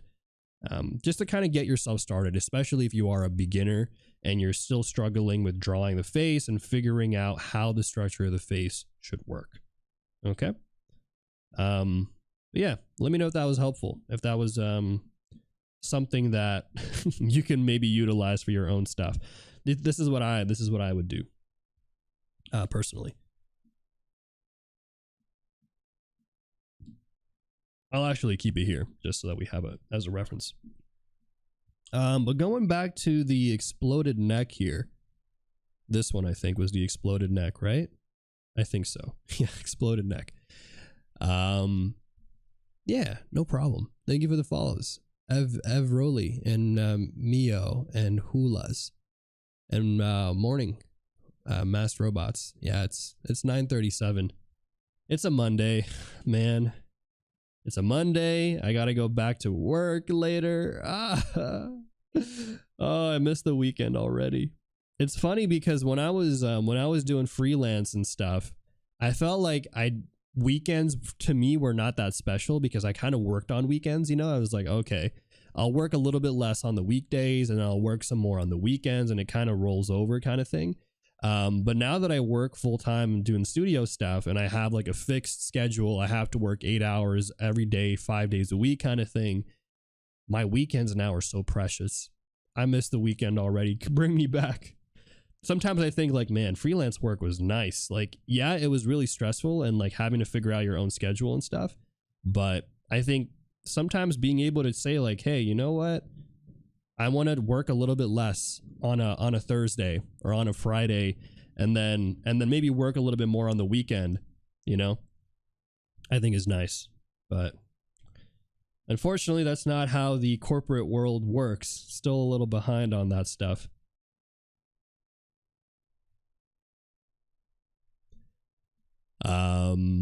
It's a bit off topic or not, but how do you keep consistency on the face while drawing expressions and such? Do you have rules or reminders, maybe notes you take about the details or specific face? Oh, that's actually a really great question, because we did a draw. I deleted it. I'm so sorry. I deleted the drawing that we did, but I should have kept it. Honestly, I don't know why I deleted it. But last stream on Saturday, I did some draw overs that you guys submitted because you guys wanted me to critique your art. And so I drew over some of the art. One of them was actually asking that question exactly about keeping expressions. And so I showed you guys how to do that, like at least in animation, how we, you know, keep the structure of the face consistent and all of that stuff. A lot of it really comes down to understanding the general details of your character. So I'll show you really quick. So this is something that's pretty common that you'll do in animation is, let's say if you're designing a character and you want to pass this along to animators, storyboard artists, revisionists, other character designers or whatever, making a character model sheet like this where you really break down the details of the character, everything from proportions to subtle details like how many different strands of hair are there, things like this where like, hey, which lines are parallel to what, right? So we have here the line of the hairline matches and is in parallel to the brows. It's also parallel to the nose and the lips. Or here how the hairline actually lines up with the brows and the eyes. So details like this are going to be really helpful in terms of establishing likeness for your characters, especially for everyone else who also keeps drawing these characters too, right? So doing something like this is going to be really good, even if it's for your own characters, because let's be honest here, guys, put an F in the chat if you've ever tried to draw an original character, right? And then the second or third or fourth time you drew this character, they didn't look like the first time you drew them. Put an F in the chat. Let me see. You know what I'm talking about. You draw a character again and you're like, you know what? This might actually be a new OC. This is the OC's brother that is later. Yeah. This is not the same one. This is a different one. Or it's like, actually, this is my new version of the OC, right? People keep making new versions of their OC. They keep drawing new characters. You're like, okay, is it really a new character? Or are you just struggling to draw the character you drew the first time? Yeah, it's just a big family. But yeah, no, I totally get it. I think drawing likeness and getting likeness for your characters is hard in general. It's not something that's easy to do and definitely takes a lot of practice. So even in the industry, getting likeness of characters and making them look the same is something that you have to really develop over time. I've done stuff for work all the time where I drew characters that I thought looked good, and then I looked back at the scenes that I did, like, man, I remember the first week of work, I did some drawings for some characters, and then I looked back at it and I was like, yo, this is trash. How did my supervisor approve this? Why did she say this is good? And I was like, can I fix this? Can I make it look better? But it's a process, you know, and it's not something that's easy. I think you definitely have to, you keep working on it. But as you know, like with any skill, you continue to develop that skill, and over time, it does become a little bit easier, and or you start picking up tips and tricks that can make it easier to learn how to break down the style or structure of something, right?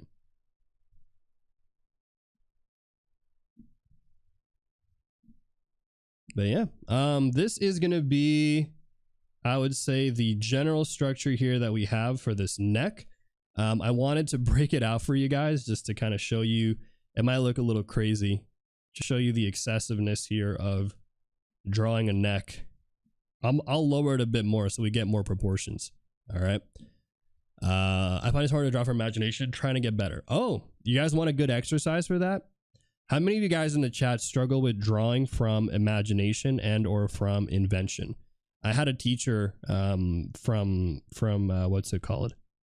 From Concept Design Academy, who said it's more accurate to say drawing from invention, because what you're doing is you're using your imagination, which is stored visual library, to create and invent something new. So it's not necessarily like you're coming up with something completely new.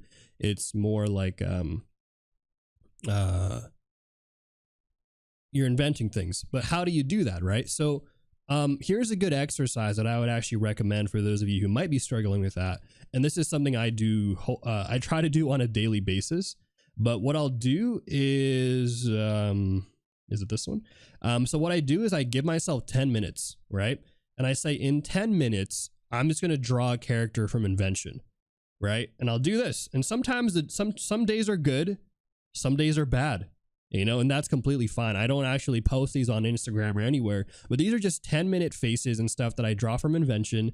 And then I go back in and I try to critique myself. I might say stuff like, you know, I didn't really like how I drew the hair here. This is a little ambiguous there. Forehead's a little big here, that kind of thing, you know? And so these are things that I do on a regular basis. And I give myself just a 10-minute exercise to draw from invention. And even if it's good or bad, that's not necessarily the goal. The goal here is just getting accustomed to that practice of drawing and coming up with different ideas, and then also critiquing yourself so that you can work on something, work on something for the next time, right? So that's what I would recommend. I think it's a fun exercise. It only takes about 10 minutes of your day. And again, it's not about it looking good. I don't post these things, and generally, I'm not even supposed to show it to you guys. Like, part of my rule is to never show it to anybody, but I think I'm not, I'm just showing it to you guys as an example. So I think it's okay. I'll let that slide, I guess. You can rewrite your own code every year. You see old mistakes and correct them. I know. And that's how engineers continue to have jobs. We write the bugs and problems that we later solve and fix. Welcome to software engineering, baby. Watcher Angie, hey, welcome in. I've been practicing with your worksheets after work. Oh, that's super awesome, Vandal. Thanks for the follow, Watcher Angie. I have a hard time drawing reality than inventing new things, but this info is still helpful. Yeah. Let me see.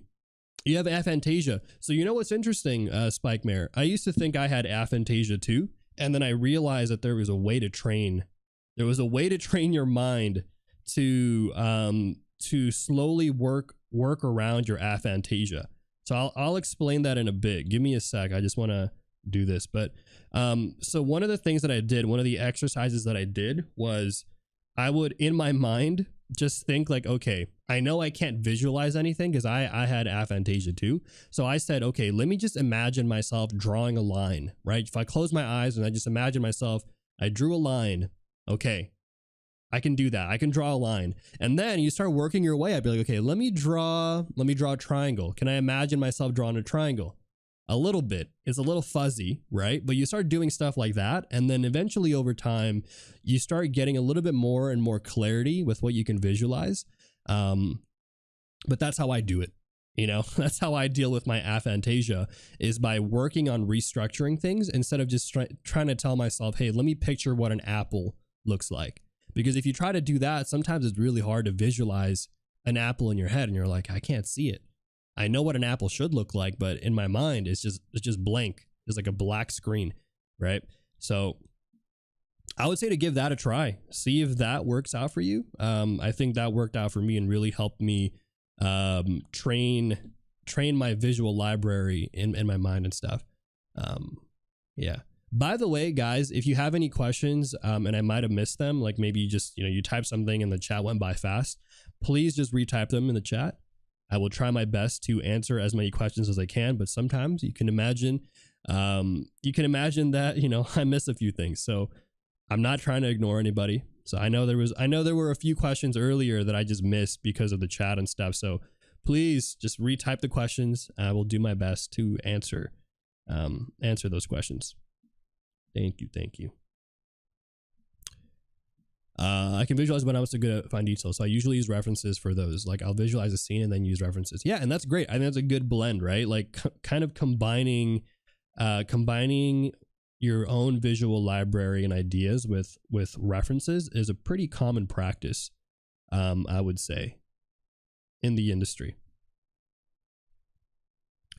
I have another question, but it's only a little related to what you're doing. No worries. As a self-taught artist, do you ever get assignments at work that you don't know how to do, and how do you approach them? Oh yeah, all the time. Sometimes I'll get asked to work on a scene and I'm just like, yo, what the heck am I supposed to do there? Thankfully, I have really good coworkers and my lead is super nice. And so if there's ever anything that I'm just kind of like, hey, I don't really know how I should be tackling this. Here are some ideas that I have. I would say good coworkers are really good at hopefully giving you some guidance. I know that that's not true for every workplace, and that's unfortunate. But thankfully, I'm in a position right now where I get the help when I need it, kind of thing. So yeah. But I think a big part of what I like to do whenever I do ask for help is I like to at least try it myself first and just let people know, like, hey, I've tried doing something and I just don't know how to do it. This is what I've tried. You know what I'm saying? Like, I think sometimes people just kind of ask and say, like, hey, tell me what to do. And so that I don't think is as helpful. So definitely, you know, if you are going to ask for help and stuff, make sure you show a little bit of the effort first. Will I be ever covering facial features on this bootcamp? Yeah, so we'll probably talk about stuff like the nose, and we'll talk about the mouth and that stuff. We should be talking about it. I probably won't spend a super long time on it, but we will definitely address some of that there. Okay. But I think we're good here. I think we've done a lot. I exploded the head of this guy here. And let me just move it up a little bit. Okay. Let's go in now and let's talk about this one right here. And I guess we'll just draw this face, and I think we'll use this one as a demo of just kind of like all the things we've covered. Let's actually apply that now into drawing this guy over here. Okay. That advice applies a lot to jobs. People want a worker who's independent but ask for help when they can't move forward. Oh yeah, 100%. And thankfully that's something that I learned from being a software engineer. So even though I'm relatively new to the animation industry, I worked as a software engineer for 5 years. And so I know how to work with people at least. And I know hopefully how to ask help in the ways that I think make sense. So because of that, I think it helps me out now. So I've gained some experience because of that. Anything give it a follow and Mase. All right, so give me a sec. I want to move these up. Sure. And then I'm going to move everything else down. So that way we got more space. We did so much. We've done so much already. Sheesh. So many head demos. Magneto. That's okay. I was wondering. I was like, this actor looks so familiar, but I was like, what movie was he in that is like really big and popular? It was X-Men, isn't it? That's crazy. I remember him now. Good old Magneto. Not the old Magneto. Young Magneto. Yeah. He's also a meme, isn't he? I feel like he's a meme also. Thank you for the follows too, Banjo 26. Yeah, for those of you guys who are here for the first time and stuff, welcome into the Kaycem crew. I would love to know how you guys came across my stream. How'd you guys find it? What brought you here? Was it the thumbnail? Was it the recommended? You just saw me on recommended. Was it a raid? Did somebody raid me today? I don't know. Inglorious Bastards? Damn, the guys has a good roster, huh? Prometheus 300. They were in 300. Really? Are you talking about Gerard Butler? Nah. I only know him as Magneto. That's funny though. That's crazy that he was in so many other ones.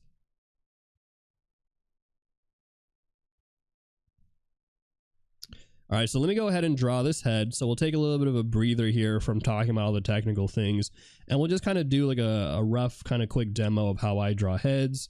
And I'm doing some rough lines here. So again, I don't always draw out like a box or a cube.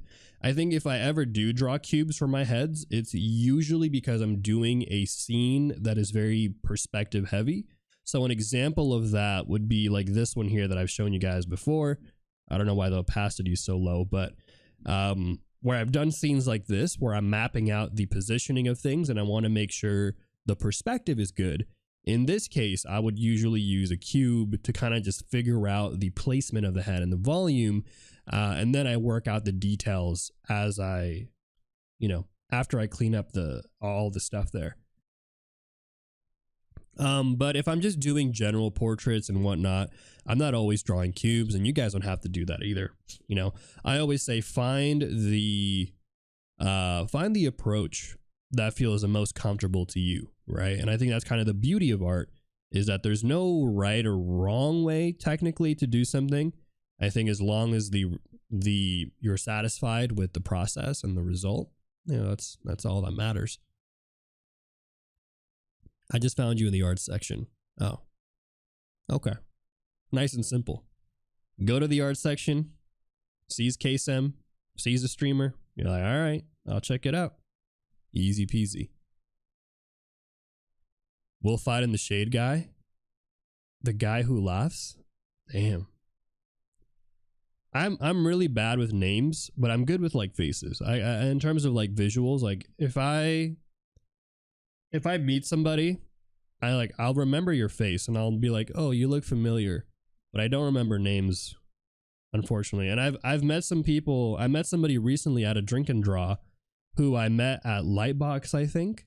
Yeah, I think it was like Lightbox. And then they were like, hey, you're Kaycem, right? And I was like, yeah, do I know you? And then they were like, yeah, we met at Lightbox. I was at this booth. And I was like, yeah, I'm sorry. I don't remember you. But I, in all honesty, I think it's hard to remember people too, because at the time, everybody was wearing a mask. It's hard to remember people when they have masks, and then you take off the mask and they're like a completely different person. They're just straight up a different person. I'm like, oh, yeah, okay. I remember you with the mask on now. Yeah, with the mask. I see that face. You're bad with names and faces. Yeah, you just don't remember anything. No remembering going on. Art section, Kaycem, before a better version of you in a short time. Become a better version of you in a short time. Damn, that's a crazy title. Be the better you today.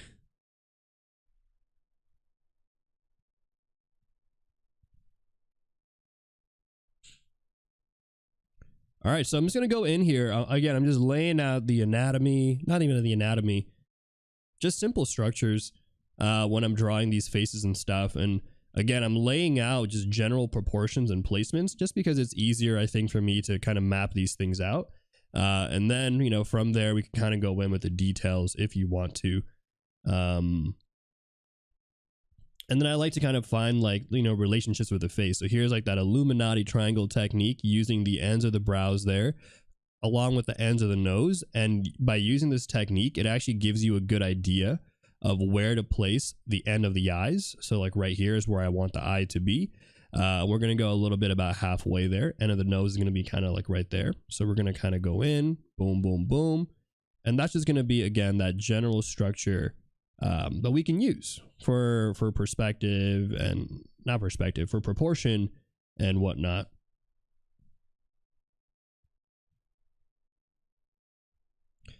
But, you can use whatever techniques work best for you. You barely recognize Kaycem? I mean, yeah, I can see that. I think I don't know.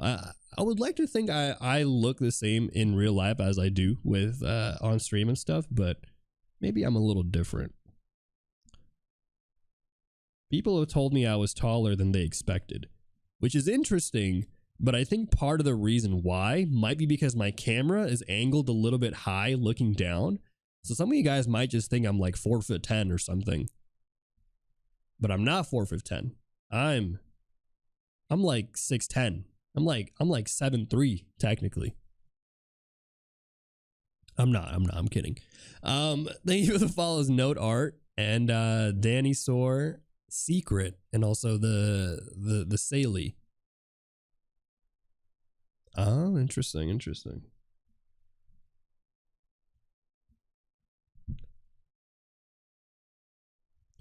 Yeah, it was funny. Like half the people who I met IRL were like, "Huh, you're taller than I expected," and I'm like, "What? I don't even I didn't know I was giving off short energy, but maybe it's just the angle with the camera." I look really short because he's 6'3". Ah, yeah, relative. You know why? It's because I have a big dog. I think I need to get a smaller dog. You know what I'm saying? Because I feel like Arrow's really big, so when he like stands next to me, man, I just feel small. C Manor said I was short. He said that.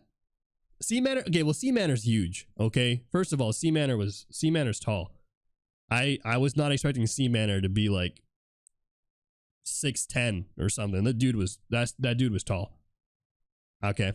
Yeah, I feel like at that point, yeah. I'm usually doing the music thing and very new to art, and I'm sorry for this. Oh, nice. You do music. Or you're saying you watch music streamers. Or are you a music streamer? That's cool though. Welcome in. Yeah, so today we're just laying out some faces and stuff. I mostly wanted to do this one, not even for the head, but I will do the head today. I wanted to draw mostly I wanted to just mostly lay out here the structure so that way we can talk about the head and the neck, because that's going to be today's main focus of the stream, is like how do you connect the head and the neck together. And so we're going to be doing, you know, just a few references, a few exercises that hopefully address some of that.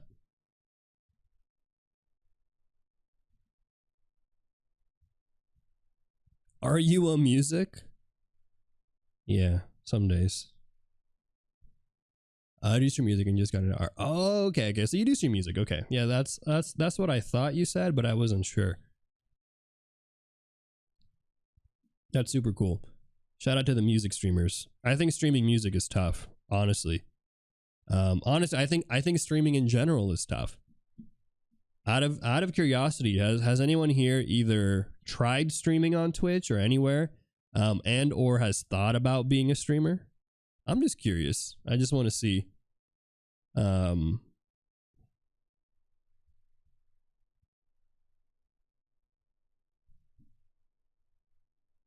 Streaming is not easy.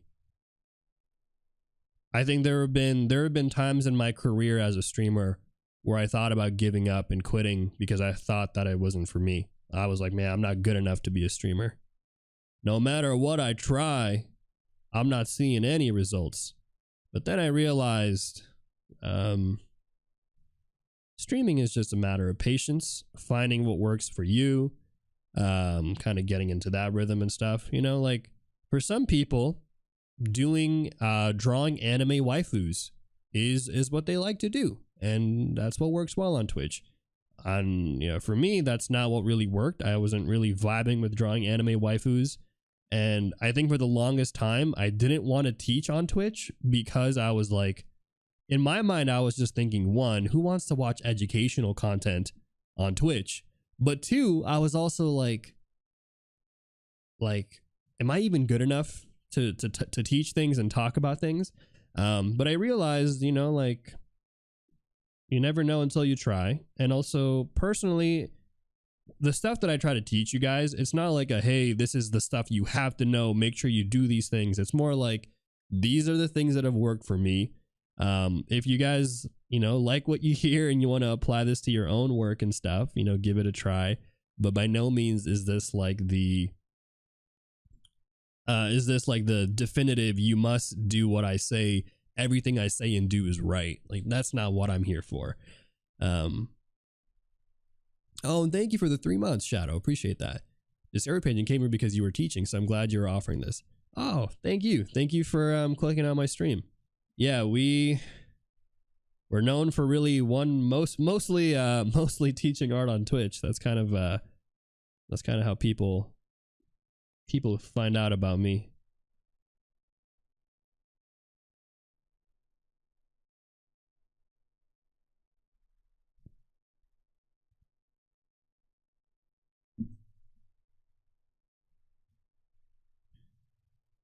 But yeah, right now I'm just laying out some of the details for this guy's face.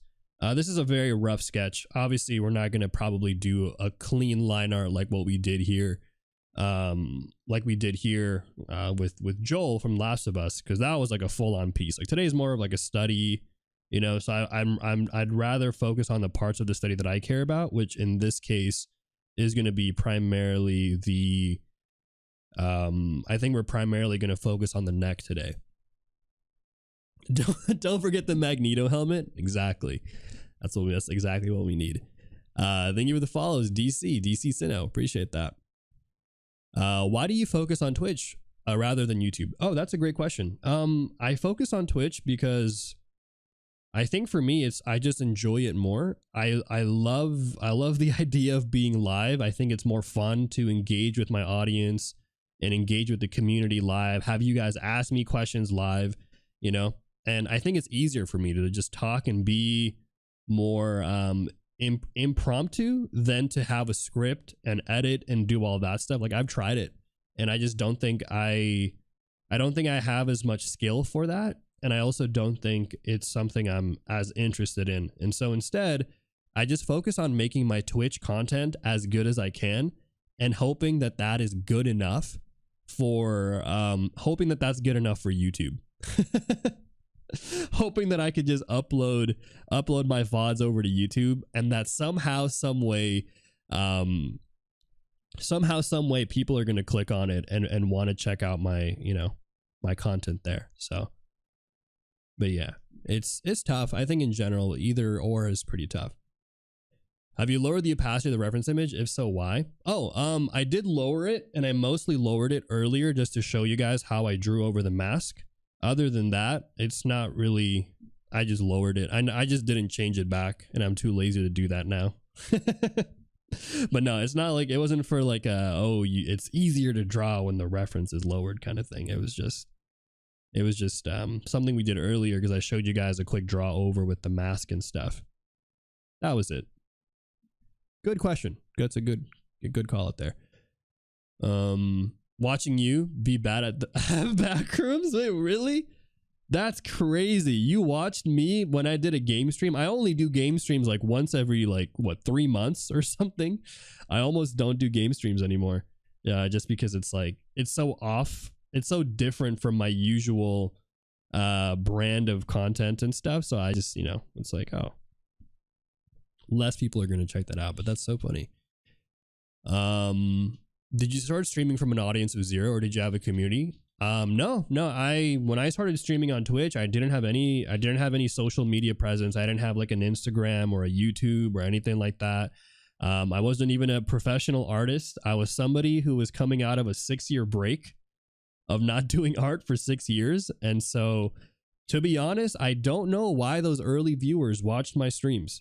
My mods answered this question. What made you what made you stay here on my streams? I really don't know in those early days why people stayed and watched, but I'm glad for it. I'm very thankful that people did end up staying and stuff. So shout out to those people. League stream when? I don't think you guys want to see me when I'm at my league, man. I'm so toxic. I'm the type of dude to just be like, yo, my team's trash. But you know why? It's because I play jungle, okay? You guys got to understand. When you play as a jungler, your whole team hates you. Even when you are the one carrying. Like, there are games where I go 5-0. And there is still someone with the audacity. It's usually the top laner. Where's jungle? Jungle never ganks. Jungle sucks. And I'm like, bro, I'm carrying the game right now. It's not my fault you suck at your lane. Get better. But hey, dude, it's tough. Nah, I don't know if you guys want to see me play League on stream. It's brutal out there sometimes. Do I watch Forsen? I don't watch Forsen, but I know the emotes and stuff. And how's it going, Saya? I'm doing well today. How are you doing? Yeah. And thank you for that, Rodappy. Appreciate that. Let's see here. Do you do art for life? You mean like for work? I do work professionally, yes. If that's what you're asking. If I do art for life, I'm definitely a for life artist for sure. Kaycem, I stayed for your energy, and because I too had just ended my 7-year hiatus on art, I was looking to find art friends. Maybe that's what it was. That was my brand early on streaming, was like, hey, I'm a new artist. I'm an artist who's trying to get back into drawing, and I haven't drawn for 6 years. If you are in the same boat and you're looking for somebody to hang out with, come hang out on this stream. And I think that worked out really well, because I ended up making some new art buddies that I could hang out with, and you guys were very supportive in my early days of helping me just kind of grow, but also get confidence in doing art again. I know that sounds weird, but like, I really had very little confidence in myself early on as an artist, because I felt like it was too late for me. It felt like I had wasted my time doing something else, to the point where I was like, oh man, it's too late. What's the point of me?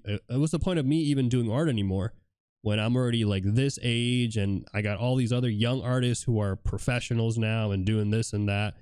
What's the point of me, you know, doing art? But I realized, thanks to you guys, you know, who watched my early streams, that, you know, art is not about comparing yourself to others. And it's one of the beautiful things about art too, is that it's never too late, technically. I do genuinely feel like there is opportunity for everybody to develop their skills as an artist and stuff like that. So yeah.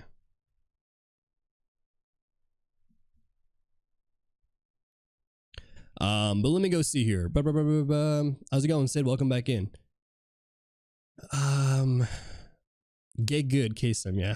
SEA League Dota experience, dude. Yeah, I've heard some rough things. I dare you to play League on stream? No, thank you. No, thank you. ASAP Rock. It's about falling out of practice with drawing, painting. I think you dig it. Really? Okay, I'm gonna have to give it a check. Also, thank you for quenching my thirst, Swishy. But okay. I want to do some things here, because I feel like I want to make this look nice. Now that I'm doing it, I'm kind of like, maybe let's make it look nice. Okay, that's fine. It's fine. I don't want to spend too much time on it. I wanted to focus primarily on the neck, actually. So let's kind of lay this one out a little bit. I'll add in some more details really quick. But I'll keep this as a rough sketch, because again, my goal today isn't to try to do a nice portrait face. Though I think he would be a good fun character to actually do some details on and stuff, and really kind of polish up. But I think for this one, this is okay. What I want to do is I'm going to lower the opacity now, so that way we're not super focused on the neck, or sorry, the head. Oh, thank you. What the heck? Thank you, Danielle. Appreciate that. And you followed me 25 seconds ago. What the heck? Let me follow you back. You're a fellow streamer on Twitch. Hey, I always try to follow my fellow partnered purple checkmark badge streamers out here. Thank you so much for that. I appreciate that. But yeah, let's go ahead and lay out the structure here of the neck, because I think the neck's going to be really important. Oh, you guys know Ricky? Hey, yeah, Ricky's cool. How's it going, Ricky? I wish I could create an addiction to drawing. My drawings have been on hiatus again due to some other addictions I try to get rid of. Yeah, I think it's tough, right? I think it's tough to, I think sometimes kind of move away or try to build a good habit of drawing and stuff. And I think one of the best things that you can really do for yourself personally is really just starting establishing just drawing regularly, even if you know it's not going to turn out good, or that it might not turn out good. And I think that's completely fine. What kind of stuff was I doing as a software engineer? Really back-end heavy stuff. You guys want to, I don't know, are you guys curious? I used to be a software engineer, by the way, for those of you guys who are here for the first time. I used to be a software engineer prior to pivoting and now working in the animation industry. But I was mostly working on very back-end heavy things. But I don't know. I don't want to talk about it too much if you guys are not interested in it. So if it's just like, I don't really care, Kaycem. But if you are interested, I can definitely share. I did the same for fitness, and nowadays I go to the gym three times a week, even when I don't feel like it. Yeah. And I think a big part of it, and I know this sounds super cliche and sappy, but I really do think a big part of building good habits as an artist is really about finding a community as well. Like, man, nothing gets you to improve faster than having a community that can help you have accountability with your work. And it doesn't have to be my stream. It doesn't have to be an online community. It can be like a local thing. Like maybe you go to drink and draws, or you go to a local, studio or something at your neighborhood. It could be anything. But I think having just a community to kind of push yourself with and ask for advice and even give advice as well too, I think is huge. So highly recommend it to anybody out here. But for those of you who are mostly here for the drawing and stuff right now, just to kind of walk you through what I'm doing, I'm just showing you real quick my placement of the neck, because I want to show you some common mistakes that I see beginners make. So what I'm doing is something called drawing through the form right now, where I'm actually just drawing kind of behind the structure here of the head and placing that structure of the neck here. Okay. So that's kind of what you're seeing right now. If you're kind of like, what the heck is he doing? I'm just placing in here the volume and all that stuff as if we could see what's going on with the neck. Okay. Hopefully that makes some sense.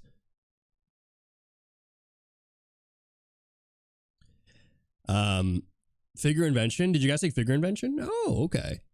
You want to hear about my software engineering days? Yeah. So back when I was a software engineer, basically I did mostly back-end stuff. My career started off with doing platform architecture work. So mostly doing infrastructure work and setting up Kafka streams. I worked on making sure internal stuff with, like, let's say the Java libraries were good, and we built out APIs and stuff like that. A little bit later in my career, I worked on more data processing stuff, so data pipelines. Worked a lot on writing a bunch of batch jobs, algorithms to do calculations and filtering processes and stuff like that. So big data kind of work is, I'm just dropping big cliche terms like big data, distributed systems type of work. Yeah, that's kind of the work I did. So very back end heavy. I was an engineer for about 5 years, doing most of that back end stuff. But yeah, now I don't do any of that actually, which is interesting. Now I primarily work on art. That's it. But yeah, hopefully that was interesting to those of you, to my fellow software engineers in the chat. That is what I used to do. Let's see. All right, so let's talk about the neck and some common mistakes I see with the neck and stuff that I hopefully can call out with you guys here, so that way you don't make these mistakes that I oftentimes see artists making. Okay. So a common mistake that I see with the neck is actually, let me kind of go in here.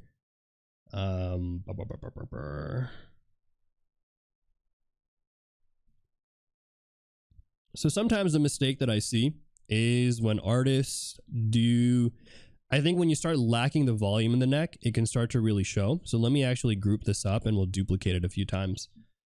So a common mistake sometimes is if you're drawing the neck and maybe the neck here, you lose out on some of the volume, some of the stuff that we talked about, right? So remember that the neck here, again, this portion of the spine connects to the back there of the skull. So that's the occipital bone that it squeezes through there. And so if you are drawing a head and you're kind of lacking in that structure, sometimes what I see is, artists will kind of go in and they'll put the neck in here. And then they'll kind of lose out on all that volume there. And then you have kind of like this very thin neck, right? So you don't want to have this kind of thin neck here, because what ends up happening is, again, you're missing out on a lot of the chunk there and a lot of that surface area, not surface area, the volume of the neck here. So you always want to make sure you're capturing the full roundness of something. So this is like, this is one of those, don't do this.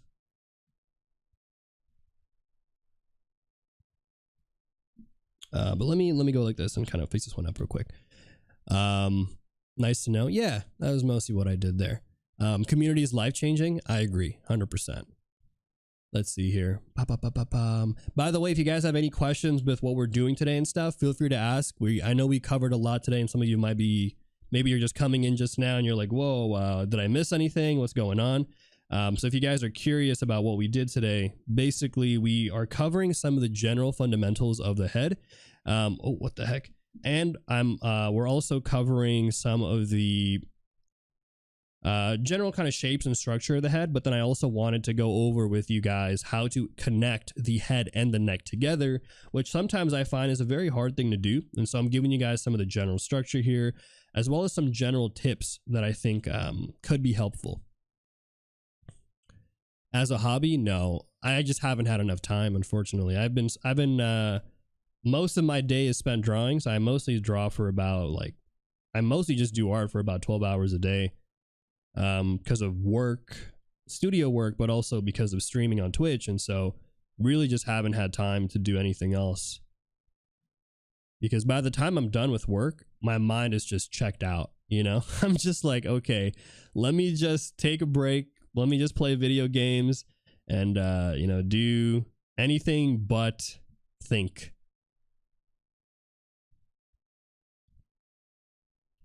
So here, I'm going to call it out. I'm going to say this, you don't want to do any of this, because what ends up happening here is you're losing out. So what this does is you get like an elongated neck, right? So you get like two elongated.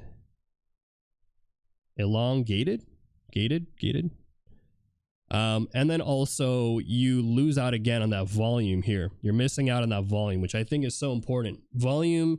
Again, the whole point of today's stream is really about understanding volume and getting comfortable with understanding how to draw through your forms, and really visualizing everything that you're seeing. And hey, Bottle episode, welcome in. But I think that's mostly it for these demos. I might draw some more just to kind of clean it up a little bit. But if you guys have any questions, by the way, with what I've done, let me know if you have anything. I know we went a little bit faster today, so I do apologize. But if I did go too fast. But here's also some other stuff we did last stream on what is this, Saturday? So we did this Thursday stream, where we did some other demos as well, where I talked about the actual muscles of the neck, and then some other stuff here too. Will you put these sheets with your sketches online? Yes. So these will be available to download eventually. I'll be posting these soon at some point. This is good stuff. Which topics you have in mind for the upcoming days and 31 days overall? So I'm thinking we're going to be doing more head stuff probably this week and next week. We'll be talking about the back of the head as well. And then we're going to be working our way down the body, basically. So after we do the head to neck connection and we feel good about that, we'll do the neck stuff and connecting that to the torso. And that's kind of just how we're going to start building out the structure of the human body, while also keeping the forms and all of that stuff there. So a lot of hopefully a lot of fun stuff there. Okay. But here's what I want to do, because I feel like we made some good progress. So I'm going to go in here and let's just finish this drawing then. We might as well just finish this one since we are here now. So here's that little rough sketch demo that we have. Let me go ahead now and duplicate this and actually work on this one. So that way we have some cleaned up images that we have here. Nice illustrations. I just wanted to make sure we went over all the neck stuff first, because I think that, to me, that was my main priority, was making sure we covered the neck. And I wanted to show you some examples that I see sometimes, some common mistakes. And let me also, we'll do an intro. Why not? I don't think I've introduced myself in a bit. So allow me to reintroduce myself. My name is Kay. But here's my little intro for those of you who are here for the first time. Whoa, 3, 2, 1. What is up, crew? My name is Kaycem. I am a Filipino art streamer here on Twitch, and I teach everything from anatomy, gesture, perspective, and all things related to character design. I'm also working full-time in the animation industry for the studio that made Castlevania, and also currently right now prepping to work as a character designer for shows like Castlevania, Legend of Korra, and Invincible. So if you guys are interested in some free art education, you guys like my dog who's over there sleeping, do leave a follow, join into the Kaycem crew, and I hope you guys enjoy this Monday stream that we got here today. But yeah, there you go. That's my little intro. I got to do it a few times to let people know what's happening. Allow me to, I don't know if you guys knew where that's from. Some of you might. But thank you for the follows, guys. Hobie, Kopek, 12th, Port Nemo, Dino K, Keo, Zonari Coast. Damn, so many follows today. I appreciate you guys. Appreciate you guys coming in here. But let me put away, I'm gonna put away these references because I don't think we need them right now. Boom, boom, boom. And let me just move everything. We're just gonna move, or you know what? I'll just move it like this. I feel like I've gotten faster with my drawings, which I think is great.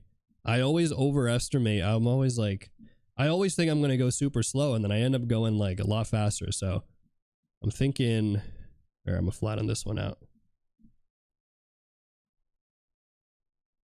Okay, I'll show you guys how I take my rough sketches, something like this, and then how I kind of, polish it up a little bit more to maybe look a little bit nicer, a little cleaner.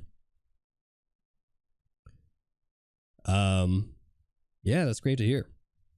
Glad to have you guys on here today. I hope you guys are, hope none of you guys are bots. Probably not, right? You never know. You never know on Twitch, on the internet. Sometimes you get a bunch of follows and you're like, yo, this is great. And then you find out half of them are bots and you're like, damn, that's okay. You're a bot? Yeah. I mean, honestly, I would not be surprised if some of you guys were bots, I would not know the difference. This day and age with AI art and everything and all of that stuff, sometimes you just don't know. You just don't know who's what.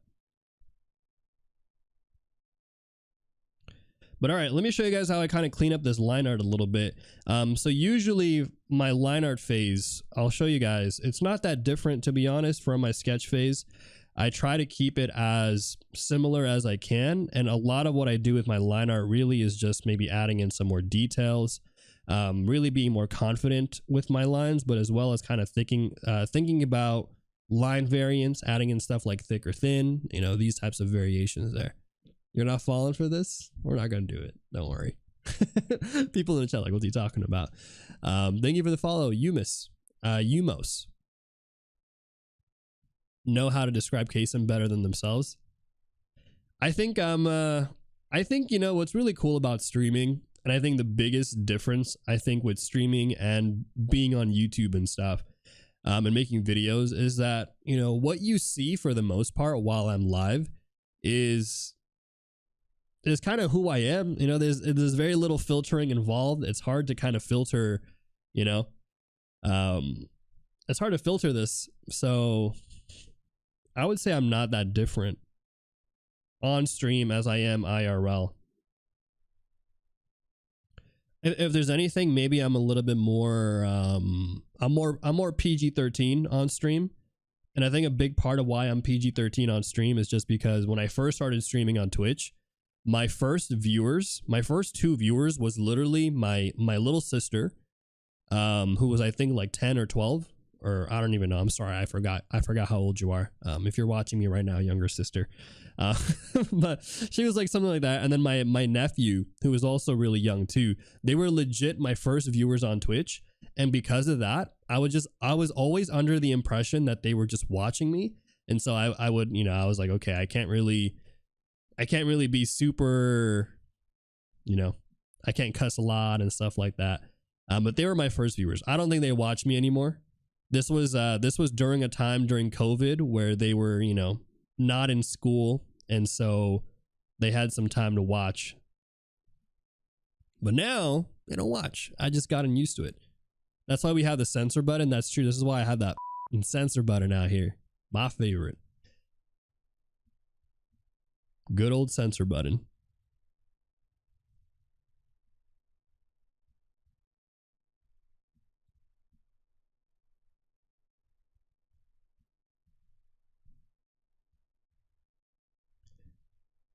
Can be sus, I know. Can be. Thank you for the follows, by the way. PR Hulk and everybody else coming in here today. We're doing a lot of demos today. But right now, we're actually just gonna be chilling, talking about some heads, and I'll be laying out some of the structure here of what I'm drawing for this face, and then we'll kind of see how it goes from here.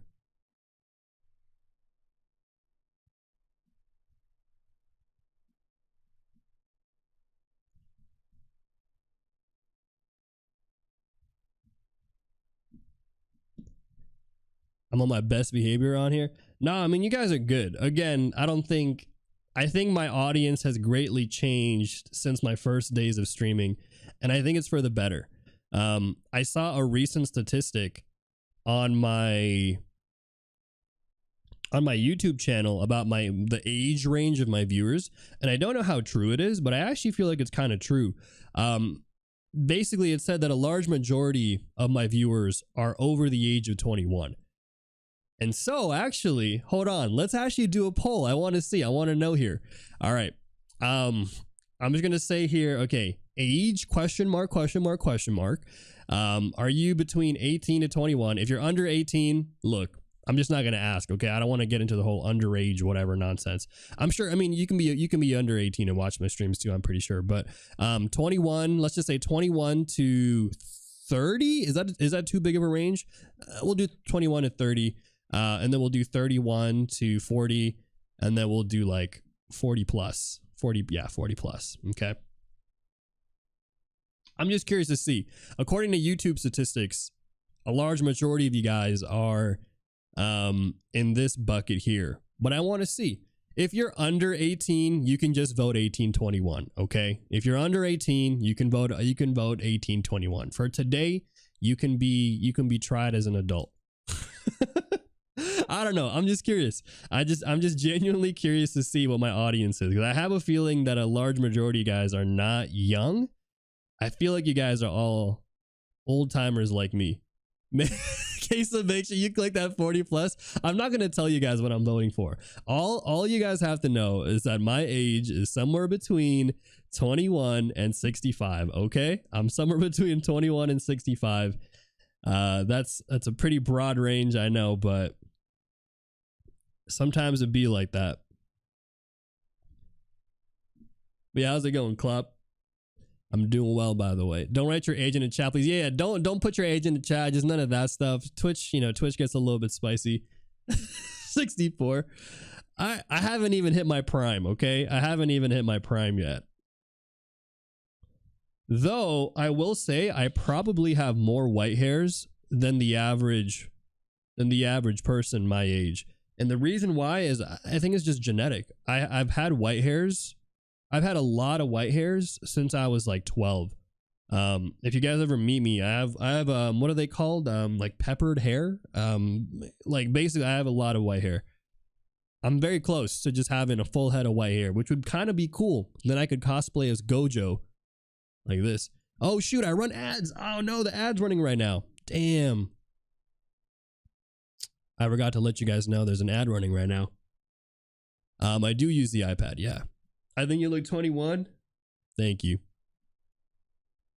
I'm between 21 and 65 for sure. Okay. Wow. Is this accurate? You guys see this?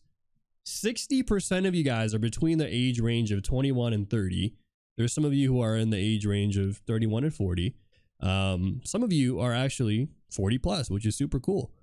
But yeah, I guess YouTube is accurate. But here, no, actually, hold on. This might be a trick. Because let's be real. I know some of y'all have tried to do underage drinking or try to sneak into a club with a fake ID. All right. So we're going to do a quick test here. We're going to do an age test. I'm going to ask you guys questions that only people who are over the age of 21 should know. Okay. If you were born If you were born before the 2000, wait, if you were born in 2000, you're technically 23. Damn. Time is flying by fast. I just realized it's 2023. Some of y'all are actually, okay. If you were before the 2000s, let's ask some questions here. What are some good, easy age questions? Things that only older people know, guys. Hit me with some questions in the chat. Let's see here. We got to test the community. Okay, question. Here you go. What is Napster? What is Napster? Is Napster a program? Is it a software? Is it a website? Is it something you use to go sleep, like melatonin or whatever pills?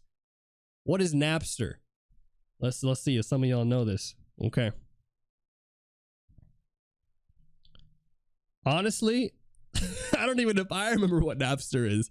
Something you didn't use. I didn't use it either. I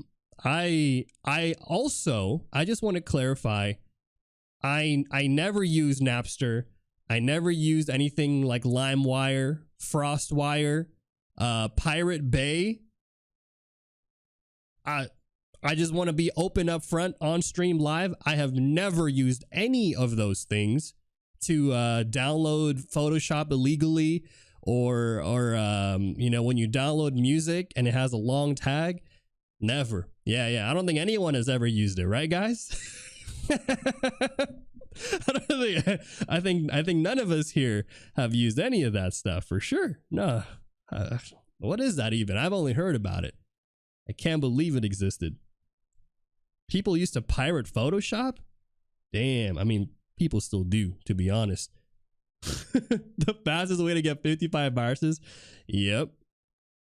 Not that I would know, but yeah, that's just what I heard. That is true. Okay. Let me ask another question. What's a good question to ask? You guys have any good questions? Okay, yeah, here's a question. Only old timers know this one. This is a good question, actually. What does it mean? What does it mean to burn a CD? That's a good question. What does it mean to burn a CD? Ooh, let's see. Because I don't think people know now. People don't burn CDs anymore. People are like, the hell is that? Burning CDs? That sounds sus. That's a good one, actually. I don't think I've ever heard that one. Yeah, what is it? Like burning a CD. See, some of you guys know. Some of you guys are flexing. Okay.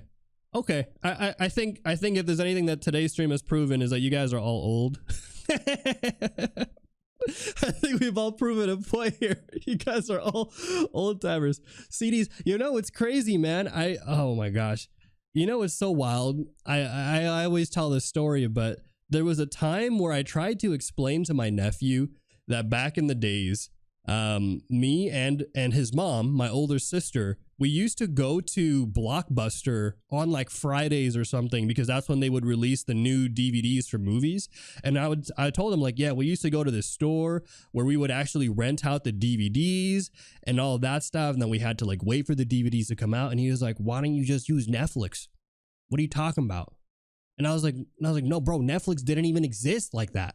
There was no online streaming service to watch stuff. You had to actually go out there and actually get the DVDs. And he was like, I don't get it. I don't understand what you're talking about. I'm like, yeah. I tried to, I was like, you know, Netflix, they used to mail you DVDs and stuff. And he was like, why would they mail you stuff? The car rewinder? Yeah. You guys remember when you get that pencil and you rewind the rewind the VHS and stuff? Not the VHS, the cassette tapes. Damn, what a throwback. Okay, let me ask you guys one final question. Okay. If you guys are old, you know this. When you tried to use the internet back in the days, what was the sound? I want you guys to just try your best here. What was the sound that your PC would make when it would try to connect to the internet? You know what I'm talking about. If it had that little butterfly moving around, what's the sound? That's a tough one. Only old timers know that, because nowadays everyone's got internet on their phones. You got internet everywhere. You're not even stressing about internet. What is this? Yo, are any of these accurate? Actually, these are all pretty good. AOL dial-up. Yep. Damn. See, I'm getting nostalgic now on a Monday. I remember the days when I had to. Those were the days I tried to play RuneScape. I tried to play RuneScape on dial-up AOL internet. Damn, before I got catfished on RuneScape. We don't talk about that day anymore. That's crazy. I remember those days. I also remember the days when you used to have minutes on your phone. Those were wild too, man. Running out of minutes. Look at us old timers in the chat. You're old if someone pranked you with Google Hammer. Ah, man. There were so many. I remember getting pranked so many times as a kid on the internet. RuneScape did not like our rural internet. I know. You would hear the internet sound on the phone line too. It's crazy. You know what? Here's another thing. We're just doing a nostalgia trip at this point. Something else that I remember. Oh, I just blanked out. What was it? Oh, I remember now. Okay, who here has ever had the experience of getting yelled at because you gave the wrong directions while pulling up sheets on MapQuest? You guys ever had to do that? When I was younger, my dad would always be like, hey, you have to print out the MapQuest GPS guide. And then I'd be sitting there on the driver's seat trying to figure out what to do and try to tell him, like, hey, you move, make a right turn here. And then you just be intently staring at every single street name to make sure you don't miss it. Those were so stressful. Damn, yeah, road trips were rough. Nowadays, Google, man. Google Maps, Waze, easy peasy. But yeah, those were the dark ages of traveling for sure. Thank you for the follows, by the way. Fishy Co, Snetshail, Iria Draw, Daro, Per Hulk, and everybody else here right now. Welcome into the Kaycem crew. I know we're talking about random nostalgic things right now, but we actually taught a bunch of stuff today. So here are some of the things we covered on today's stream. We talked about the skeletal anatomy of the head. We talked about how the spine inserts into the head and why that's important.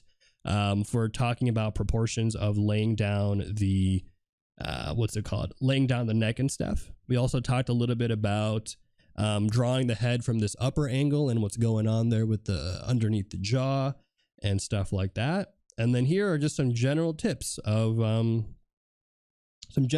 drawing the face. I'm drawing this guy right here right now. This was the guy Magneto, the guy who played Magneto in the X-Men movies, not the old version, not the old Magneto, but the younger, more I don't know why they made him so handsome. I mean, I'm assuming Magneto must have been a handsome dude, but they made the guy they made him so simpable. People were really simping for Magneto.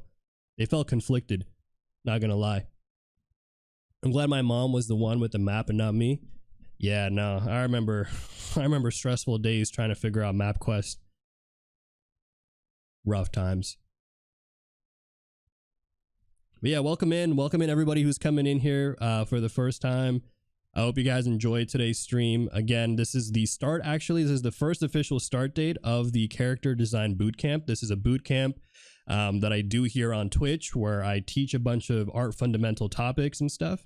And you guys can actually follow along. All the resources are free to grab on my Discord channel while I'm live, only while I'm live. If you want to grab them offline, do consider subscribing and stuff. But these are all free to grab. Think of it as a free art school on Twitch if you guys are trying to look to improve and also do it with a large community that is also hungry to get better and stuff. And if you guys are curious about me, my name is Kaycem. I teach art here on Twitch, everything from anatomy to perspective to gesture to character design. And I also work full-time in the animation industry for the studio that made Castlevania. And so that's what I do on my full-time job when I'm not teaching and stuff here. Do you ever draw personal projects for fun on stream? Oh man, personal projects. I I haven't had time to do that in so long. I want to. I'm thinking here's what I want to do. Also Kaiza, welcome back in. I'm thinking, guys, if we can hit 30k followers on Twitch, I might just do a draw it in your style. Because the last time we did a draw it in your style was last year on Twitch, and that was when I had 10k followers. And we've grown a lot in a year's time. We're almost at 30, so we've almost tripled in size. And so I might just do a draw in your style if we hit 30k. But no, I haven't done, man, it's been so long since I've done any personal work. Not even on stream, just in general. It's been a long time. I think most of the work that I did last year was actually client work. I did so much freelance work last year, did a lot of educational stuff last year, that I never really had time to just do my own characters, my own original story stuff, which I used to do so much of, and now I just haven't had as much time for it. So we might do it. Thank you for the follows, guys. Snow Tigress, Kellut, Ronimi, Bokwin, Keltut, RV Cat, Fishico, and everyone else here. Everyone get your grandma's a sub. Yeah. Get everyone on here. Join in. Join the Kaycem crew.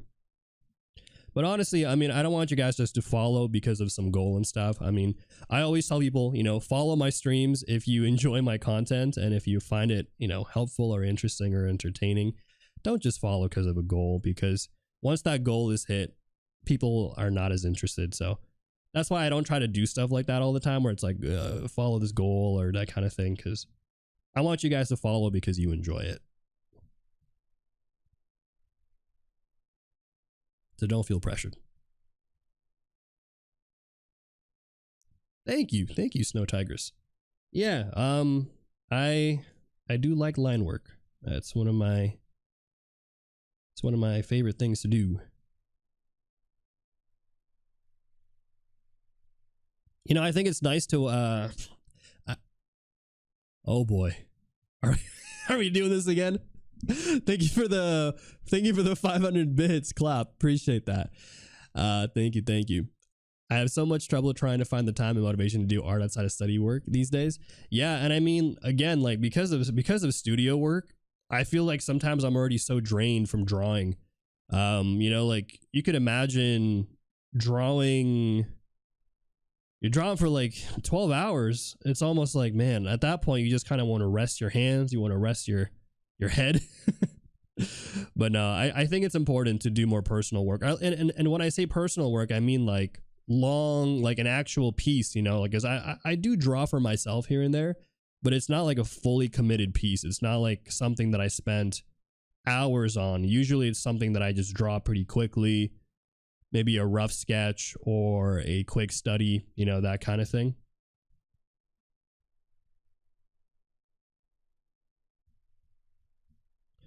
But yeah, I haven't done a study for myself in a bit of time. And that sounds like I need to. Yeah, Stretchy the Fingers. Klopp the Generous. Thank you. Really, thank you for the 500. You follow the rap thing at the end. That's why I should all stick to the end of it. Yeah, look, I don't usually say it, but at the end of my streams, I do something called a freestyle rap. I'm not a rapper by any means. I don't think I'm a rapper, but for some reason, you guys really enjoy it. So I always do it. It's become part of the tradition out here on my streams.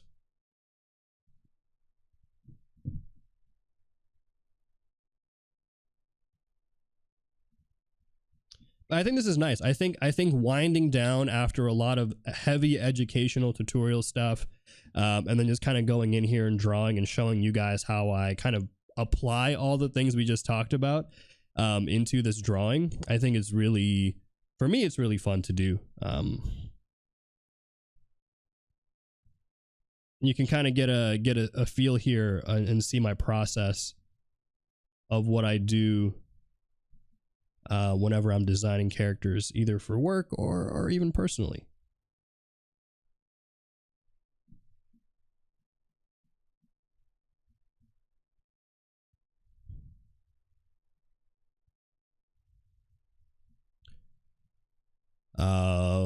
after even an 8-hour day of drawing is pretty exhausting. Yeah, I mean, I feel like just in general, I'm sure a lot of guys feel tired. Actually, out of curiosity, guys, put an F in the chat if you feel like you are too busy in your day sometimes to get some drawing in. I just want to see honest question here. How many of you guys feel like, man, Kaycem, I would love to draw more, but after a bunch of school or after coming home from work, it's tough. It's tough to want to pick up that pencil, you know, and start doing some drawings and whatnot. I'm just kind of curious to see how many of you guys are in that situation right now. You know, I think it's a fair situation to be in. And I think because of that reason alone, sometimes some of you guys maybe even feel like, Kaycem, I want to improve. I want to get better with my art, but for some, you know, I just feel like I don't have the time for it. I don't have the energy, the mental fortitude to do it, right? And so I've been there 100%. I know that feeling of frustration, of feeling like you can't, you don't have enough energy to put time in.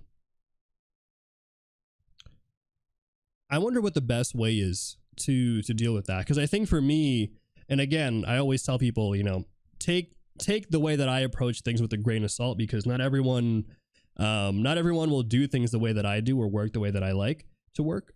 But I think some of the things that helped me deal with something like that is that I made sure that I drew as one of the first things that I did in my day. So whenever I wake up, after obviously, you know, I walk my dog and all that stuff. After doing all that stuff, first thing I do in my day is draw, even if it's only just for like 10 minutes. And that was always like my routine. And I think that actually really helped me out a lot, because by prioritizing it first, I made sure that even if the rest of my day was, you know, very tiring or whatnot, I at least knew that I did what I wanted to do, which was do the drawing and stuff. And if later in the day I had more energy and I wanted to draw more, perfect. If I don't, that's okay, because I've already met my quota, you know. But it's tough to do. I think even that is tough, and I know not everyone works that way, right? If you have the time, you can make the time. Exactly. I think so, right? Like, I mean, let's be real here. How many of you guys have spent a little bit too much time on Instagram, YouTube, social media? You're scrolling 10, 15 minutes. Sometimes it goes for a whole hour. You'd be very surprised. Some of you might be like, I don't got any time, but I don't know. But I get it. It's easier, right? It's much easier to scroll on Instagram, because that's what it's built for. It's built to mindlessly have you scroll through content than to draw, which actually requires you to think a little bit and, you know, put in a little bit more energy, put a little bit more effort into things. I sound very regimented. Yeah, I have a very strict routine, not gonna lie. I wake up at 6 a.m. every day. I draw for an hour before I stream on Twitch. And then I stream on Twitch with you guys from 8 o'clock to 11 a.m. And then after that, I go to work and I do my studio work from 11 to 7. I eat dinner, and then I play ranked League of Legends. I rage quit. I get some good sleep, and then I do it all again. Yeah, I have work. Oh, which, by the way, I guess I'll do an intro of myself if you guys, if it's your first time here. But before then, let me just kind of show you guys what we did. So here's the before and after of that drawing. So you can kind of see how, with a lot of line work and stuff, you can really get some kind of fun details in your illustration. I think lines really can having good line work can really push an illustration further and really sell it. So I think investing in good line quality, but also investing in good line variation can really make a piece pop way more than a sketch could. Though I understand that sometimes it's difficult, because you feel like, man, Kaycem, I feel like my sketches never look, or my line art never looks as good as my sketches do, right? Like, put an F in the chat, guys, if you've ever felt that way. You drew a sketch and you're like, damn, this sketch looks good. And the moment you try to draw the line art for it, you're like, yo, what the heck? This looks like trash. And part of the reason why personally I think that happens is that part of the issue is that oftentimes we think of line art as just copying and tracing over tracing over the sketch that we did. But in reality, line art is its own process. Line art is about using the lines to convey certain details like variance, conveying lighting, or emphasizing certain areas, or using shadows. So you can kind of see with my lines, there are certain areas that I try to darken up more than others because I try to emphasize that as a focal point. So I think if you're ever struggling with your sketches and turning your sketches into good line art, I think a big thing that you can work on is really trying to be intentional with your lines and kind of thinking more about what purpose are they serving. And if they're not serving a purpose, do you need them? Right? Do you need those lines, kind of thing? But anyways, guys, let me do a quick intro of myself. This is today's stream. My name is Kaycem. I am a Filipino art streamer here on Twitch. I teach everything from anatomy to perspective to gesture to all things related to character design. And I also work full-time in the animation industry for the studio that made Castlevania. Currently prepping right now to work as a character designer for shows like Castlevania, Legend of Korra, and Invincible. So if this is your first time here, and if you're watching either from Twitch or YouTube, make sure you follow, subscribe, all of that stuff. And with that being said, I hope you guys enjoyed today's video. There you go. That was my little YouTube outro.